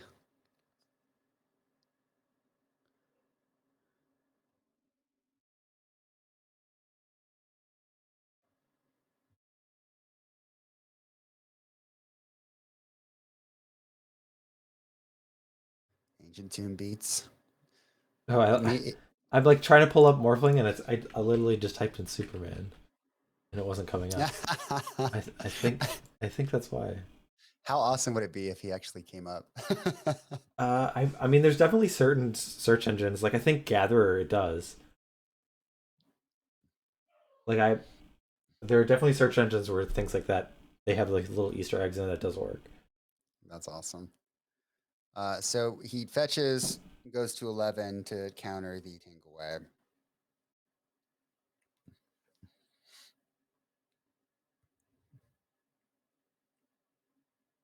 Anthony says I forced many opponents to 5-0 my Fact or Fictions or choose the best cards for my gifts and given when mind slavering them in 2005 Era Vintage. Man, I wish I played like 2005 Era Vintage. I feel like that, like I just want to play where like control slaver is a thing. Seems sweet. That was Counterspell from Arcadian Masks.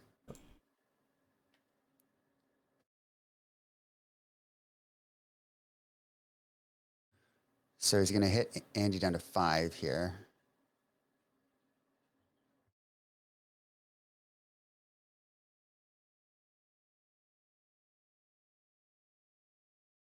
And I mean, the Morphling's a 1-turn clock here then. Yep. So what is Andy? He needs, I mean, I guess he has, well, I mean, bounce spells aren't even that great because the Morphling can get Shroud. So what do you do here?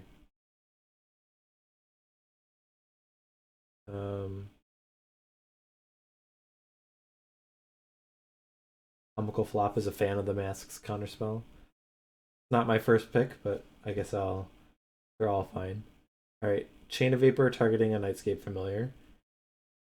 Chain of Vapor targeting a Nightscape Familiar. Attack for 2. Well, the Morphling can just untap, right? Oh, that's he Scoops. Oh, he snuck in that damage. Okay. Couldn't get there. Alright. So the Pirates fall to Forbidian game 1. Let's look at our sideboards for these decks. All right. Try and make a prediction of what they're going to do and how the matchup's going to change. So looking at Pirates, we have Annuls. Are there... I don't think there's really any... I mean... Yeah, I don't think Annul's that good. Stifle doesn't seem that good. Torment Script doesn't seem that good. None of these cards seem that appealing. No, not really. I mean, I guess the good thing for Andy is like none of his cards are particularly bad that are in his main deck, but it doesn't really seem like he gets to improve anything. You could make an argument you bring in like Stifle just to try and get like a polluted delta. I don't know. Are there other Stifle triggers that are valuable? I don't think anything's really. Yeah. Not really.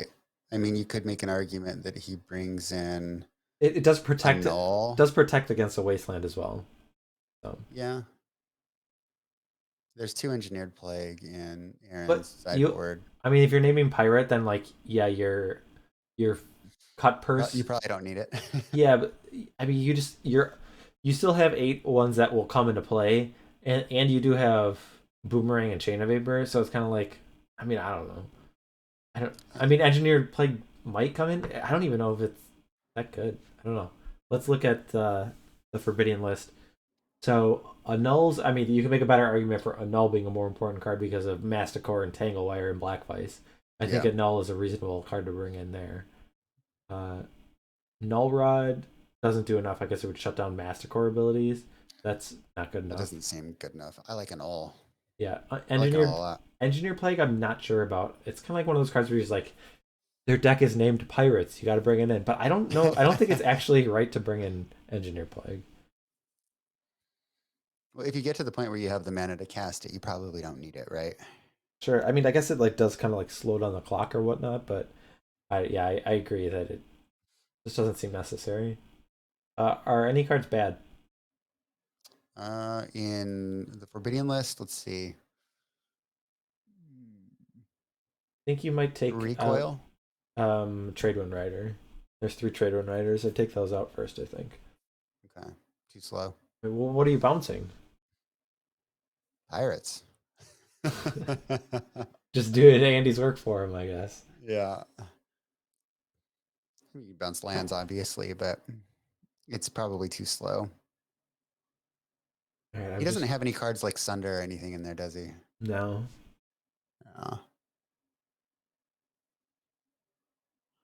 So I just learned, Remy. We talk about MTG Remy a lot.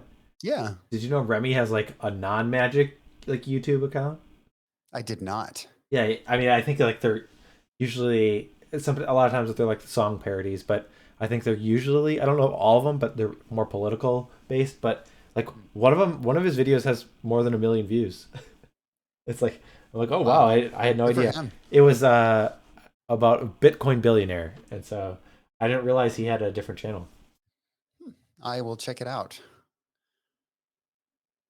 All right. I will let them know that they can start game 2 whenever they're ready. Okay, looks like they're getting ready. I will reset life totals.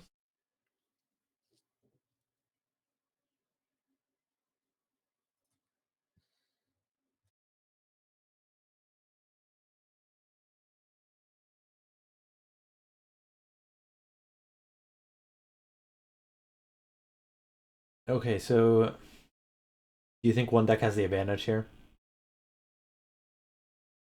It all just, in my opinion, it really just depends on the first 3 turns of the match. And I think if Andy can get his wheels to spin on those first 3 turns, then he's absolutely advantaged to win. But if he can't, then Aaron's chances increase. I think it just the scales tip the other way. Yeah, I agree. The first few turns are really critical, and like it's not just because Aaron's deck is like better in the late game, but it's kind of like Andy's deck just gets way worse as the game goes on. Like you get more lands to play, and the pirates' abilities aren't that big of a deal, and like it's easier to get under a black vice, and it's just or like Tanglewire becomes less effective if there's more permanents in play, and so a lot of things can go wrong if things don't go super smoothly in the first few turns for Andy. Yeah, absolutely. Oh, I forgot to put up a poll. Let me do it. I was going to remind you, then I got sidetracked. Sorry. We'll do a biased poll. Bias poll incoming. And we see an island here from Andy to start things off. An innocuous island. Can't wasteland that. And an island to match your island. All right, so we see a port and perhaps Cloud of Fairies. Yeah, okay. All right, well, that'll allow him to use the Russian import. Yep. Oh, there's the wasteland. Never didn't have it. I mean, it'd be really nice if you have Ancient Tomb into the peppers, but I guess he probably would have done that the turn before. Yeah. So I mean, it's not the worst thing getting like your Russian import wastelanded because it's kind of like you get to port if you didn't need the extra mana, then you're kind of like porting Aaron every turn for free. I mean, if you both lost a land, I don't know. Totally agree. I was a little worried there for a second because there was a pause and I was like, oh my gosh, did he not have another land? But he does. It is another port. Let's see if Aaron has another wasteland. He does. All right. Deja vu. Okay. Everything is symmetrical here. With the exception of a Cloud of Fairies, which is he going to go the distance? I don't know, but if he plays a Russian import, nope. Oh, just an island.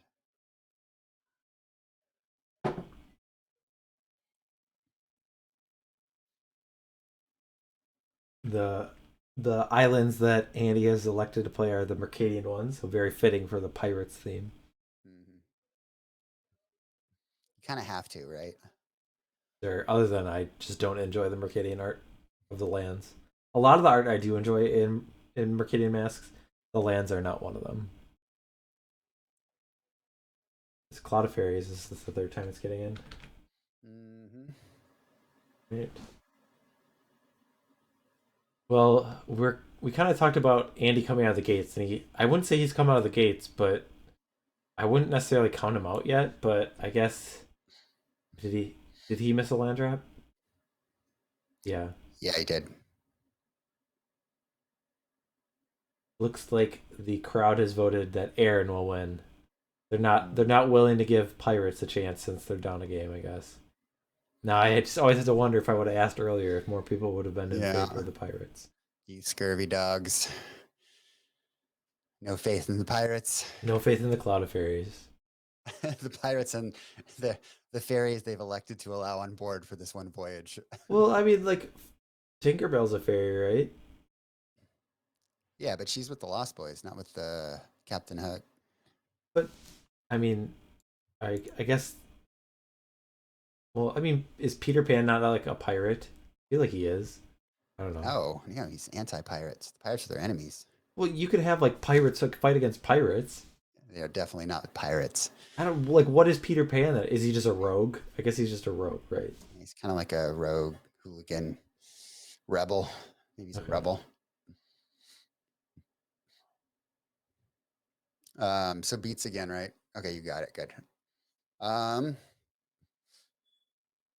Fact or fiction? All right, is this is the 5-0 pile now? I don't think I'd be so bold. Probably not.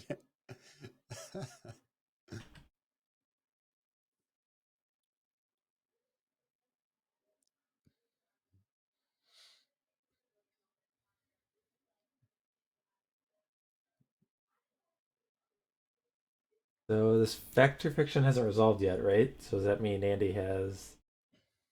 I mean, you would snap off a days here, right? What? What else is he thinking? Good question. Hmm. Yeah, it is the days. Days, days, days.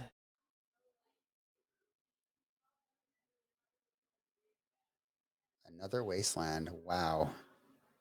Okay. Aaron with the Forbidian Ponza deck here. Yeah, but unfortunately, like for Aaron, he hasn't done anything else. I'm guessing his hand's just like all full of counter spells, and Andy hasn't played anything. Oops, all wastelands.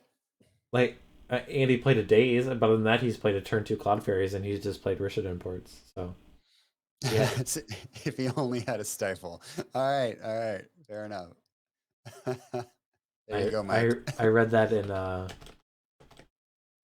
tune of "If I Only Had a Brain." Yeah.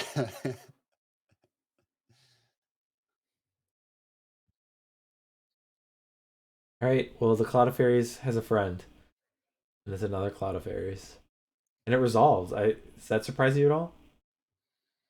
I mean, how many cards does Aaron have left in his hand? Does he not have a lot? I guess has he just? He probably has what, 3? Well, I mean, he hasn't played any cards. Has his hand just like literally just been all lands and a Factor Fiction? He hasn't played any other spells, right? No, he hasn't.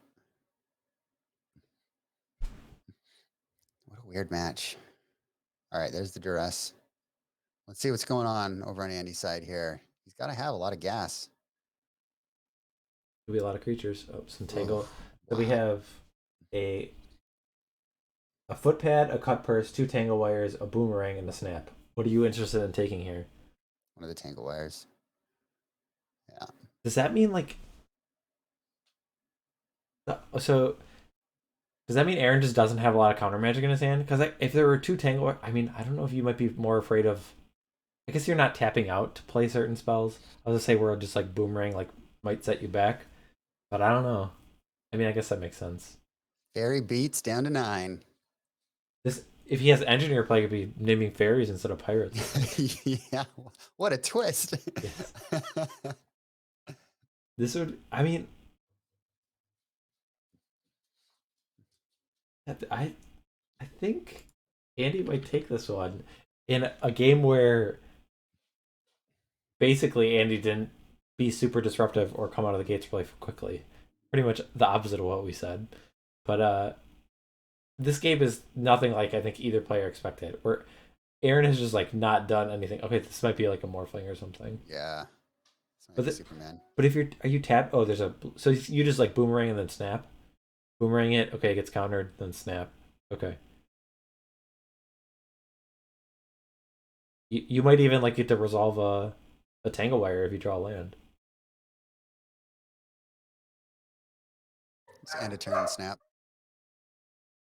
Anthony's predicting a day. Oh, there's a days here for that. Okay. So he wait, did he oh, okay. I guess you don't necessarily want to pick up the island because you want to draw a third land. So here he's dazing to make him tap out and now he can snap.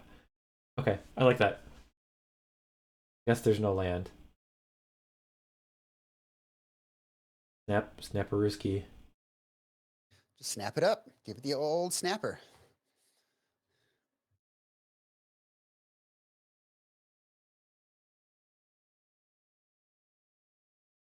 There's a black vice. I don't think there's that many cards though. He's just been playing out a bunch of lands. 1, 2, 3, 4, 5, 6, 7, 8, 9. He's played 9 lands. Well, at this point, like, what if you just like stop playing spells? Because like, aren't most of Aaron's cards like I don't know. Like I'm just thinking if there's a spot where maybe like Aaron just draws too many. Scooping them up. What was? Did he? How much? He was at 2. Oh, okay. He Yeah, took a so lot. he took- He took a lot more damage from that black place than I Yeah. thought he did. Okay. Wow, the fairies. We were joking about the fairies, going the distance, and Well, when Aaron just has a hand of like 100,000 lands, I guess. fistful of wastelands. Yeah. It's my favorite MTG Western film. All right, I am going to take this opportunity to jump over to our get to know the players. Hopefully, I have All the right ones up here. Okay, I guess we can do the players that were on the first match. So we asked the players, "What is your most memorable Magic game?" And Anthony said he had a turn 1 in Vintage. He mana drained his own Mind's Desire copy to hardcast a Memory Jar in his second main. That's a pretty cheeky way to get some mana. 6 extra mana. I think Memory Jar is a good way to use 6 colorless mana. Seems good. Yeah. Which card do you think you've cast the most? And this was excluding things with infinite loops. So otherwise, it might just be like It's Ebony Charm. Ebony Charm, or maybe like Doomsday, Lion's Eye Ebony Diamond or Charm, something. Yeah. Lion's Eye Diamond. Yeah. Yeah. But he said Dark Ritual. Okay. So. Nice. His favorite sport, he said, to watch would be hockey. To participate in would be archery. Cool. That's cool. The archery I'd done was like in Boy Scouts. I always enjoyed it, but I don't know. It seems like I don't know if accessible is the right word, but it's just like, it's just not. I don't know. I don't think my high school had like an archery team. Maybe they did. I just wasn't aware of it. But his favorite non-magic activity is Twilight Imperium in the 4th edition. That's like, have you ever played Twilight Imperium? No, I haven't. That's like it's like a super heavy board game, right? Like it's just like super complicated. It takes like 800 hours to play a game. That sounds about right for him. I'm intimidated, by Twilight Imperium, so I've never played. But what is the most underrated pre-modern card? And he says Death Wish. And I know some of the lists that we've got from Anthony when we were getting decks for our Gauntlet series had Death Wish, and so I appreciate Death Wish. I think it's pretty bold to be casting Death Wish, but you could do some cool things with it. Some consistency. Always have like 7 copies of a card is pretty cool. It's glorious. It's just not good, says Anthony. Yeah. Okay. Yeah. I love it. He built a Greater Good Dreadnought deck about a year and a half ago. I think you saw it when he built it because I actually put it together and tinkered with it a little bit. But it ran Death Wish. It was a little sketch, but it was certainly fun to play. And he says the most overrated pre-modern card is Lantax. How was Lantax tonight, Flint? It was really good. All right. So, yeah, Lantax is obnoxious. I don't know. Let's just put it that way. It's kind of oppressive to play against. So over to Gabe. His most memorable Magic game, he listed 2. One when he was playing in his first ever PTQ event, and he got his butt kicked after thinking he was hot stuff at his LGS. I kind of have that was kind of my first constructed experience, but more recently beating Kim Carl Pfeiffer's Zoo List in the top 8 of the first ever pre-modern monthly, which was March 2019. He said it was a grueling back and forth 5-game match. Oh, sweet. I wonder if he was playing Dead Guy Ale, because I know a lot of the early game or early matches Gabe was playing that deck. So could be. Gabe also said that he thinks he has cost Dark Ritual the most out of any other Magic card. Birds of a feather. His favorite sport was tennis. Are you a tennis fan? I actually like to watch it. Never really learned how to play it, but I do like to watch it when it's on. I'm closer to the other way around. Like I would much rather play it than watch it. But I mean, I do appreciate after playing like tennis. I do appreciate how talented the professionals are. Like it's one of those things where it's like you talk about like a baseball player, like would an average person even be able to ever hit a pitch from a major league pitcher? And like Right. what would happen if you were like trying to return a serve from a professional tennis player? I think if you even like hit the ball, I think the racket would just get knocked out of your hands. Probably. So yeah. His favorite non-magic activity is he says we are. Oh, I got a big W there. I didn't edit that down. We are big board game players in my family, and then also tennis. So I guess that's fitting. Makes sense. I do enjoy a good board game. Players are still mulliganing right now. Just so you guys know, we'll flip over there as soon as they're ready. His most underrated pre-modern card is Bottomless Pit, which I guess I can appreciate. I mean, I think it's a card that people don't talk about that much, and we have been seeing Pox a lot more. And I think that is a really important card in that deck. Yeah, agreed. Someone just posted a was it Anvil of Begarden, Chain of Smog, Rack, Bottomless Pit deck in one of the Facebook groups that I was looking at before I hopped in. Looked interesting, but Bottomless Pit's an all-star in that deck as well. I don't know if I can agree with him here. He says the most overrated pre-modern card is Island. I'm a pretty big fan of Island. All right, it looks like Andy is resolving his mulligan. He is putting three cards. This is the third card on the bottom. 3 cards on the bottom. So he mulliganed to 4. Yeah. So that's not good news for the Pirates fans. Yeah. All right. Well, he's on the draw, so he'll get an extra card. That'll really take the wind out of your sails if you're a pirate. Oh. Yep. But he's still got a leg to stand on, so. One good one for now. Yes. All right. Polluted Delta. Oop, we could have Stifle. I'll keep the Stifle up here. Oh no, he's fetching right away. He says no. I will not get stifled. Not today, Stifle. Swamp, I guess we're getting duress.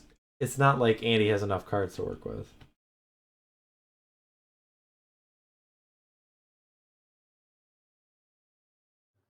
He did have the Stifle too. Oh no. Well, he takes a Tanglewire. Okay. I guess you can play around days pretty easy, and given your hand, you Stifle might not do anything, so. Yep. But Andy's winning on life total, so there's that, right? There is that. And he drew another land.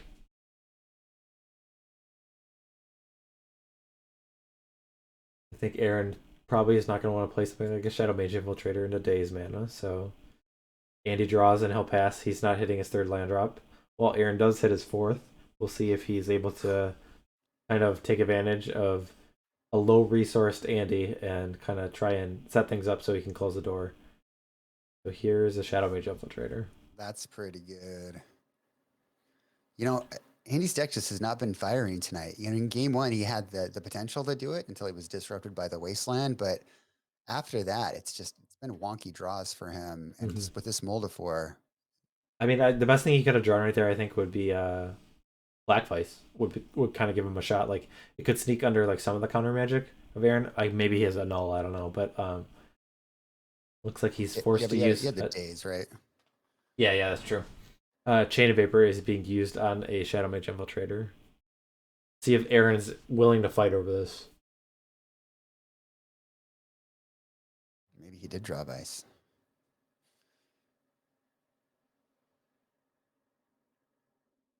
All right, so the Chain of Vapor gets countered with a counter spell. What is this? Definitely the card draw trigger. Card draw, okay. Well, guess you gotta do what you gotta do. Yeah. I guess he's not hoping he's gonna draw Black Vice then. But yeah, I mean that's just kind of like a losing fight. But yeah, again, we talked about that there aren't that many targets for Stifle after the Polluted Delta comes down.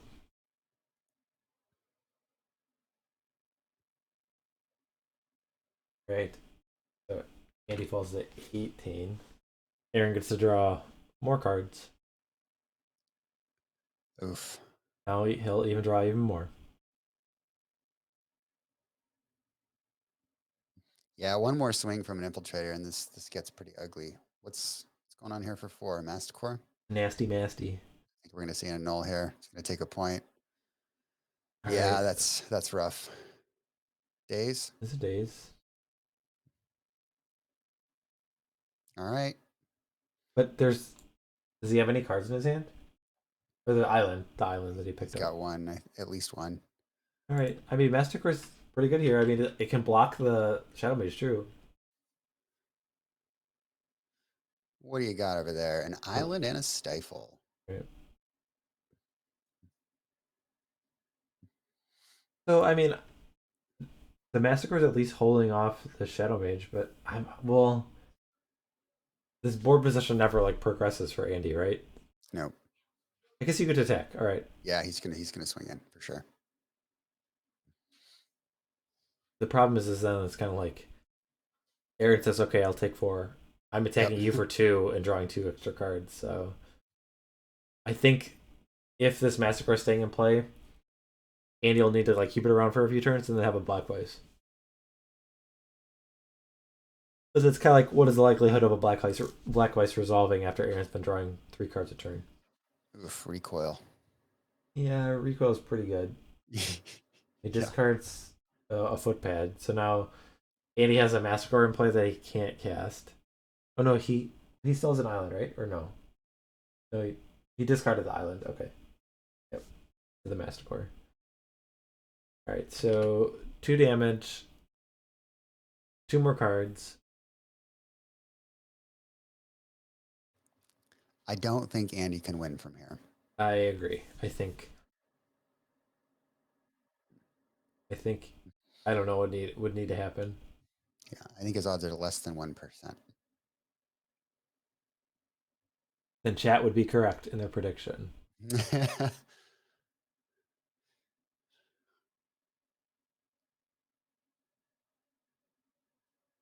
Alright. We're just discarding the hand size. Yeah, he's gonna skip him up. Alright. Well, the Pirates did not get it done. So let's chime in. Let's see if we can listen to what the players had to say as they chat about the match.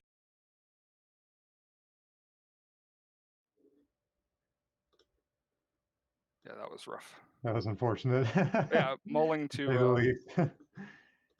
Yeah. All right, so let's go through the hands. First hand, I had 3 islands, but it was super slow. Like I think I had like a cloud of fairies and then nothing else till turn 3. Second hand, I had 2 ports, Ancient Tomb. I should have kept that hand. 2 ports, yeah. Ancient Tomb, Tangle Wire. So I could have had time to draw. I had no blue source. I could have had time to draw the island, I feel like. And then third hand, no lance. So, yep, that's how the cookie crumbles. I don't think I want that cookie that you had then. No, that was a bad cookie. That was like a stale, sad cookie. that was a keto cookie right there. All right, I do have some questions lined up. Things that are Unmute these so, guys. Oh, Aaron doesn't have us muted. Do you have us unmuted now, Aaron? Got my mouse on the other side. All right, time to list off the misplays.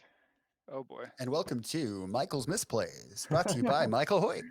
No, I don't have anything lined up for misplays. I just have different questions. Oh, phew. Yeah. That's the only thing I care about. Okay, so first of all, I think I said way long ago I was excited for a Sliver's Mirror. I know. And I get to point my finger at both of you and say like, what were you guys doing? No, let's all sliver together kind of thing. Well, I didn't want to just scoop the last match, I guess. So I no, really, I think the Sliver Mirror, Aaron is way advantaged in that just because he has the main deck crystallines and like a large part of my deck is removal spells and pump spells, which all get turned off by the crystallines. So I didn't think that was wise. All right, that makes a lot of sense. Okay, so Yeah. after the Slivers decks are banned, explain your deck picking process, I guess. Okay, so I thought he would be on the Jun Fires deck. Mhm.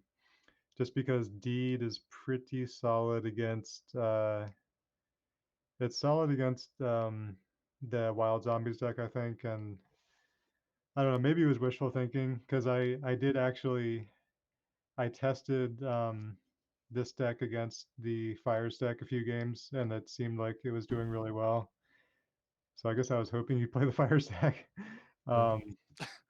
But yeah, I don't know. I guess I think both of our deck choices were a little bit of a surprise. I guess I was just because you've only played the Wild Zombies once, and I know it's been banned a Yeah. lot of the times. So I guess that was kind of the more surprising thing is that you were allowed to play it and you chose not to. I guess that was the kind of the question that I had. So, Yeah. but I you were definitely just saying thought- that you were comfortable with the matchups that Pirates had against. You thought he was going to play the Jund one, and you kind of I don't did. kind of like that That matchup was there. probably Okay. that was probably a little bit rash. That was probably I'm trying to get to my face cam, but yeah. But sorry. Let's see. All right, Aaron. While he's trying to figure that out, do you want to talk about your deck selection for after the bannings? Yeah, go for it, Aaron. My deck selection was just basically wanting to play every deck as many times as I got a chance to. Okay. So I wanted to kind of try to play them evenly. Slivers got banned all but one time, so I played Slivers the one time it came up, and I think the other two I split 3 and 3. Okay. Yeah, it was definitely close for me. I did want to play the Wild Zombies again just for going 3-2-2 with all my decks, but I love the Pirates so much. I love the Pirates when it works. Yeah. So much. I They're- just It's pretty sweet when it works. yeah. Yeah. We kind of had two decks like that, right? Like we had Pirates and Solfatara, which were like They're the pretty first similar, like 2 yeah. or 3 turns are like Yeah. so pivotal and like just completely disrupting the opponent. Mm-hmm. Yep. Yep. Yeah. I think I lost faith a little bit in the Wild Zombies deck because I was testing my PSS decks a little bit over the weekend. I was playing against someone who was playing a like the Hermit Dreadnought deck. And I beat him 2-0 with Pirates, 2-0 with Slivers, and I lost 1-2 with the Wild Zombies. So maybe that colored my decision just slightly, but it might have been the right call. All right. My other question is so, Andy, we're in game number, was it 2? Yeah. Or maybe it was 1. So It was you game 1. Game 1, you resolve a second black face, and then you pass the Yeah. turn, and then Aaron casts a Fact or Fiction at end of turn. Yeah. Did you consider making the piles 5 and 0 so that he would either have to take 5 cards and like take like I don't know how much. I think it would take like Oh my six. I would have gone 0 in the. Okay. Yeah, so I was just like, I Was bet that- he doesn't. God. You said there I were no bet he misplays, doesn't. but that is definitely. well, that wasn't necessarily like that was something that we talked about, and I wasn't sure if it was something that you considered and like said no, I'd rather 4-1 it. But we talked about it and like because a lot of times the joke is like 5-0 is like when you're just out of the game and it doesn't matter, and you're basically like saying, all right, you can just take your cards. But that I think was actually a strategic choice to 5-0. So Yeah, that was definitely that probably was the right call because Okay. you would have taken 0. Yeah. Yeah. that would have been cool. Okay. So game Yeah. 2. I felt like I could have. There was. Oh no, that was game 1. Okay. It was Yeah. That was game game 1, and I think I could have emptied out my hand pretty effectively if I'd had to. It would have been poor play, but I could have. I think I had the Nightscapes at the time, and I'm like, Yeah. if I have to take 5 right now, I might be able to take 5 depending on what they are. I think I had something else small in my hand. I'm like, I could just run it all out. Yeah, I think it would have been Maybe. 6 damage. So I think you Yeah. Oof. you would have been up to 7 cards at that point. Yeah. Mhm. Yep. That probably that definitely was a misplay on my part. It was just an interesting situation, and I just wanted to figure out if that was something that you had considered or if it was just overlooked. So. No, it didn't cross my mind. Okay. Yeah, I think I just. It will next time. Yeah. It will. Yes, I'll have to tattoo that on my hand. Yeah. Problem is that situation probably doesn't come up very often. So a lot of times I've never. I can't remember back in the day, but as far as I can remember, I haven't done a 5-0 split. So yeah, it's not something that's usually on my radar. Cool. All right, those are the questions I had lined up. So I don't know if you guys want to add anything. Yeah, game two was nice though. I drew the vice, and I knew he had a handful of counters, so I didn't play the vice right away. I was just hoping he would tap out for something, a trade land, a morphling or something, and so he tapped out for the morphling. And that was my window to stick the vice next turn. Yeah. I think it was the only point I had to get the Morphling. I had to do something against the fairies. I knew Yeah. you had all that bounce in your hand. Yep. Yeah, makes sense. Yeah, you were not a pirate deck that game. You were I know. I was trying to avenge Gabe's loss. yeah. Who's the better fairies deck? I guess. Yeah. we joked. When it happened, I'm like, man, that fairy's going the distance, and I bet Gabe's jealous right now. Yeah. Yeah, the second fairy. I asked Aaron afterwards if he considered countering the second fairy. But yeah, it's just something you don't really think is going to be a big deal. But Yeah. I guess over time. You don't expect the game to go 8 more turns without like any disruption or anything. Yeah. Yeah.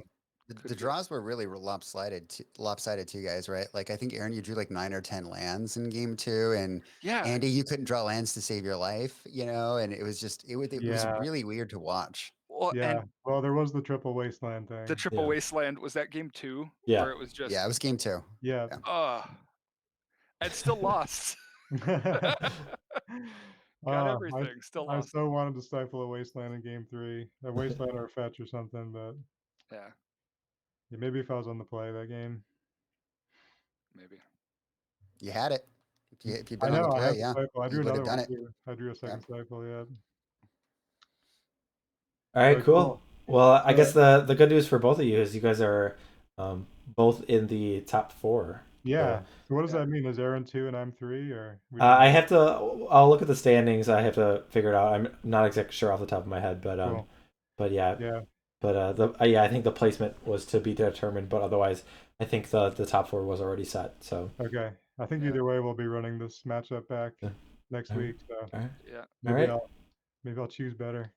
Okay, so yeah, we might see a rematch, and we'll look forward to it. So we thank you guys, and we will see you next week. All right, thanks, guys. Have a good night.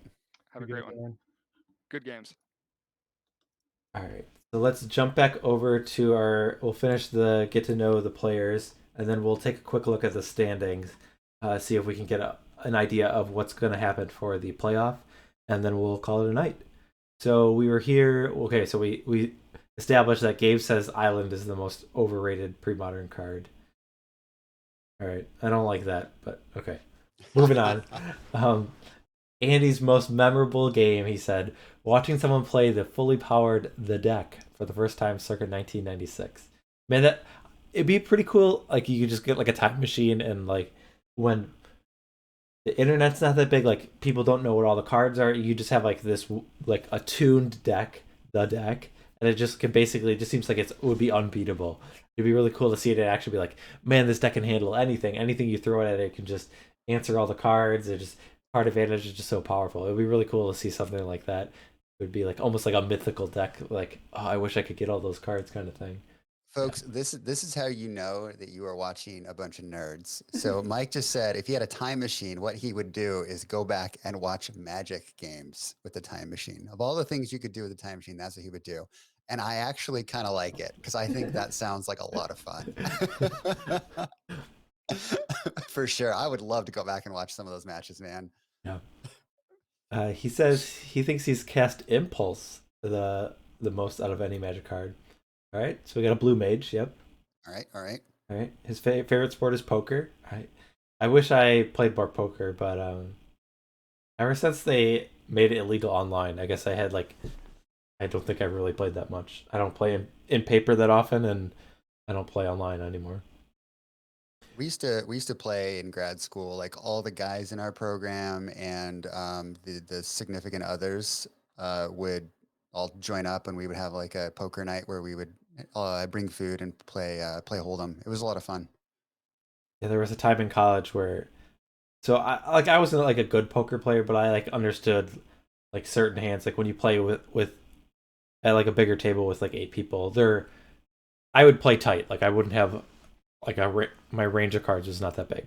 We were playing in college and we were all drinking. I don't even think we were playing for money. We were probably like, but someone called my aces with like Queen 7 offsuit, and they they busted my aces, and so I lost. And I was Oh. probably whining about it for the rest of the night. But the next morning, I woke up and they had taped a Queen 7 offsuit on my door, and That's so that pretty awesome. when I woke up and opened my dorm door, that's what I got to be reminded of. So Andy's favorite non-magic activity is playing guitar.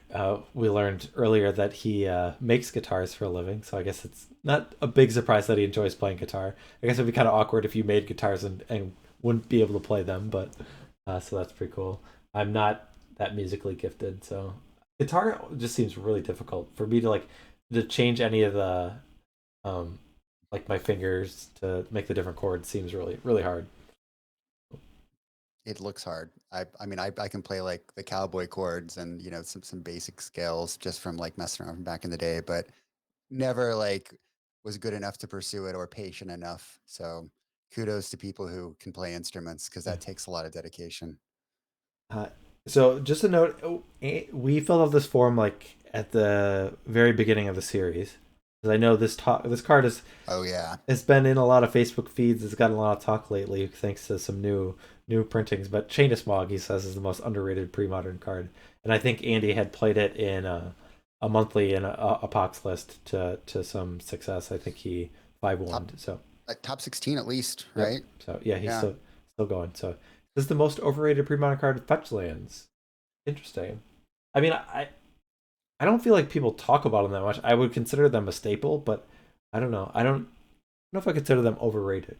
But I think, relative to other formats, right? Like when you're playing multiple colored decks, the fetch lands really aren't very good. Even three plus colors, right? In the 2-color decks, they're great, but in 3+, you got to really think through your mana base and whether or not it's worth it to run them.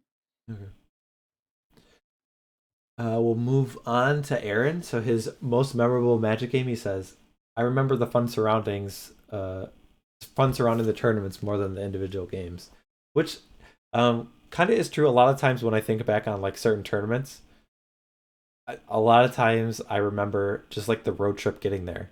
Like if we're traveling to a PTQ or a Grand Prix, I just remember some of the conversations that we had in the car.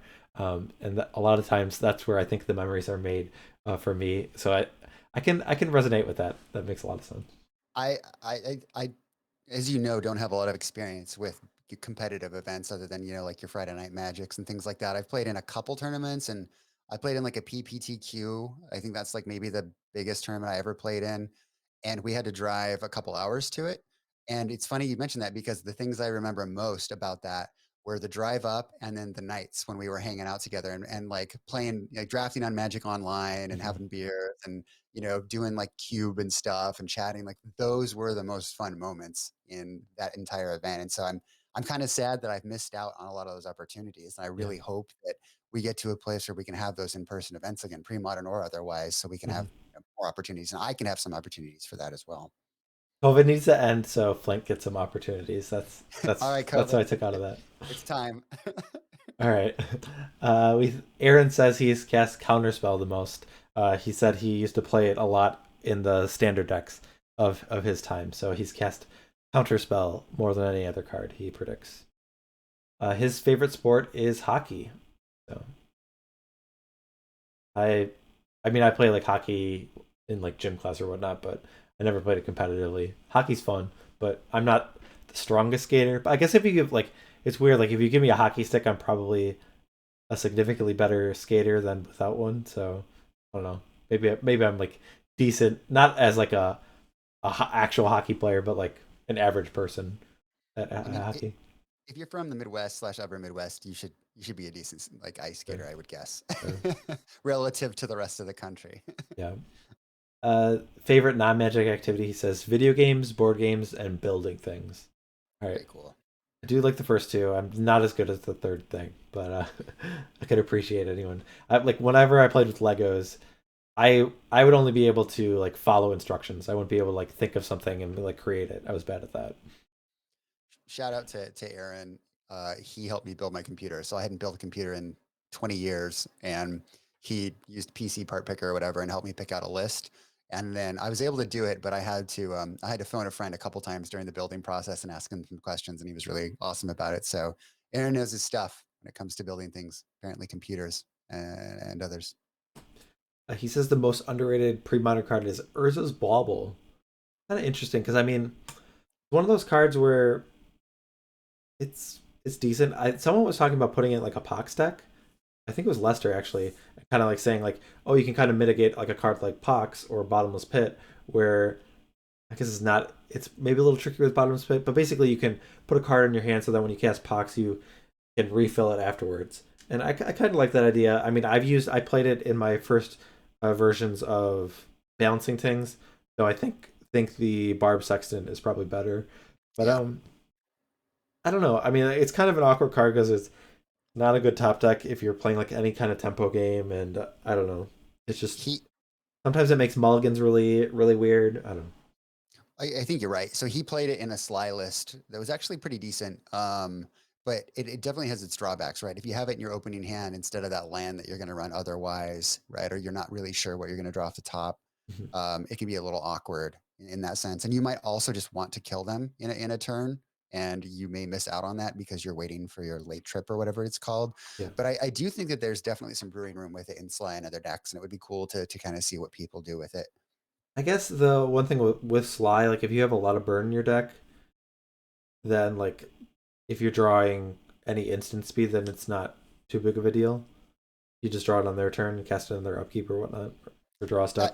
That's the dream. Yeah, that's the dream for sure. But I mean, you're always going to be running like Grim Lavamancers and Jackal Pups and Ball Lightnings and Sulfur Vortex, so there's still a number of cards you can't cast. But yep.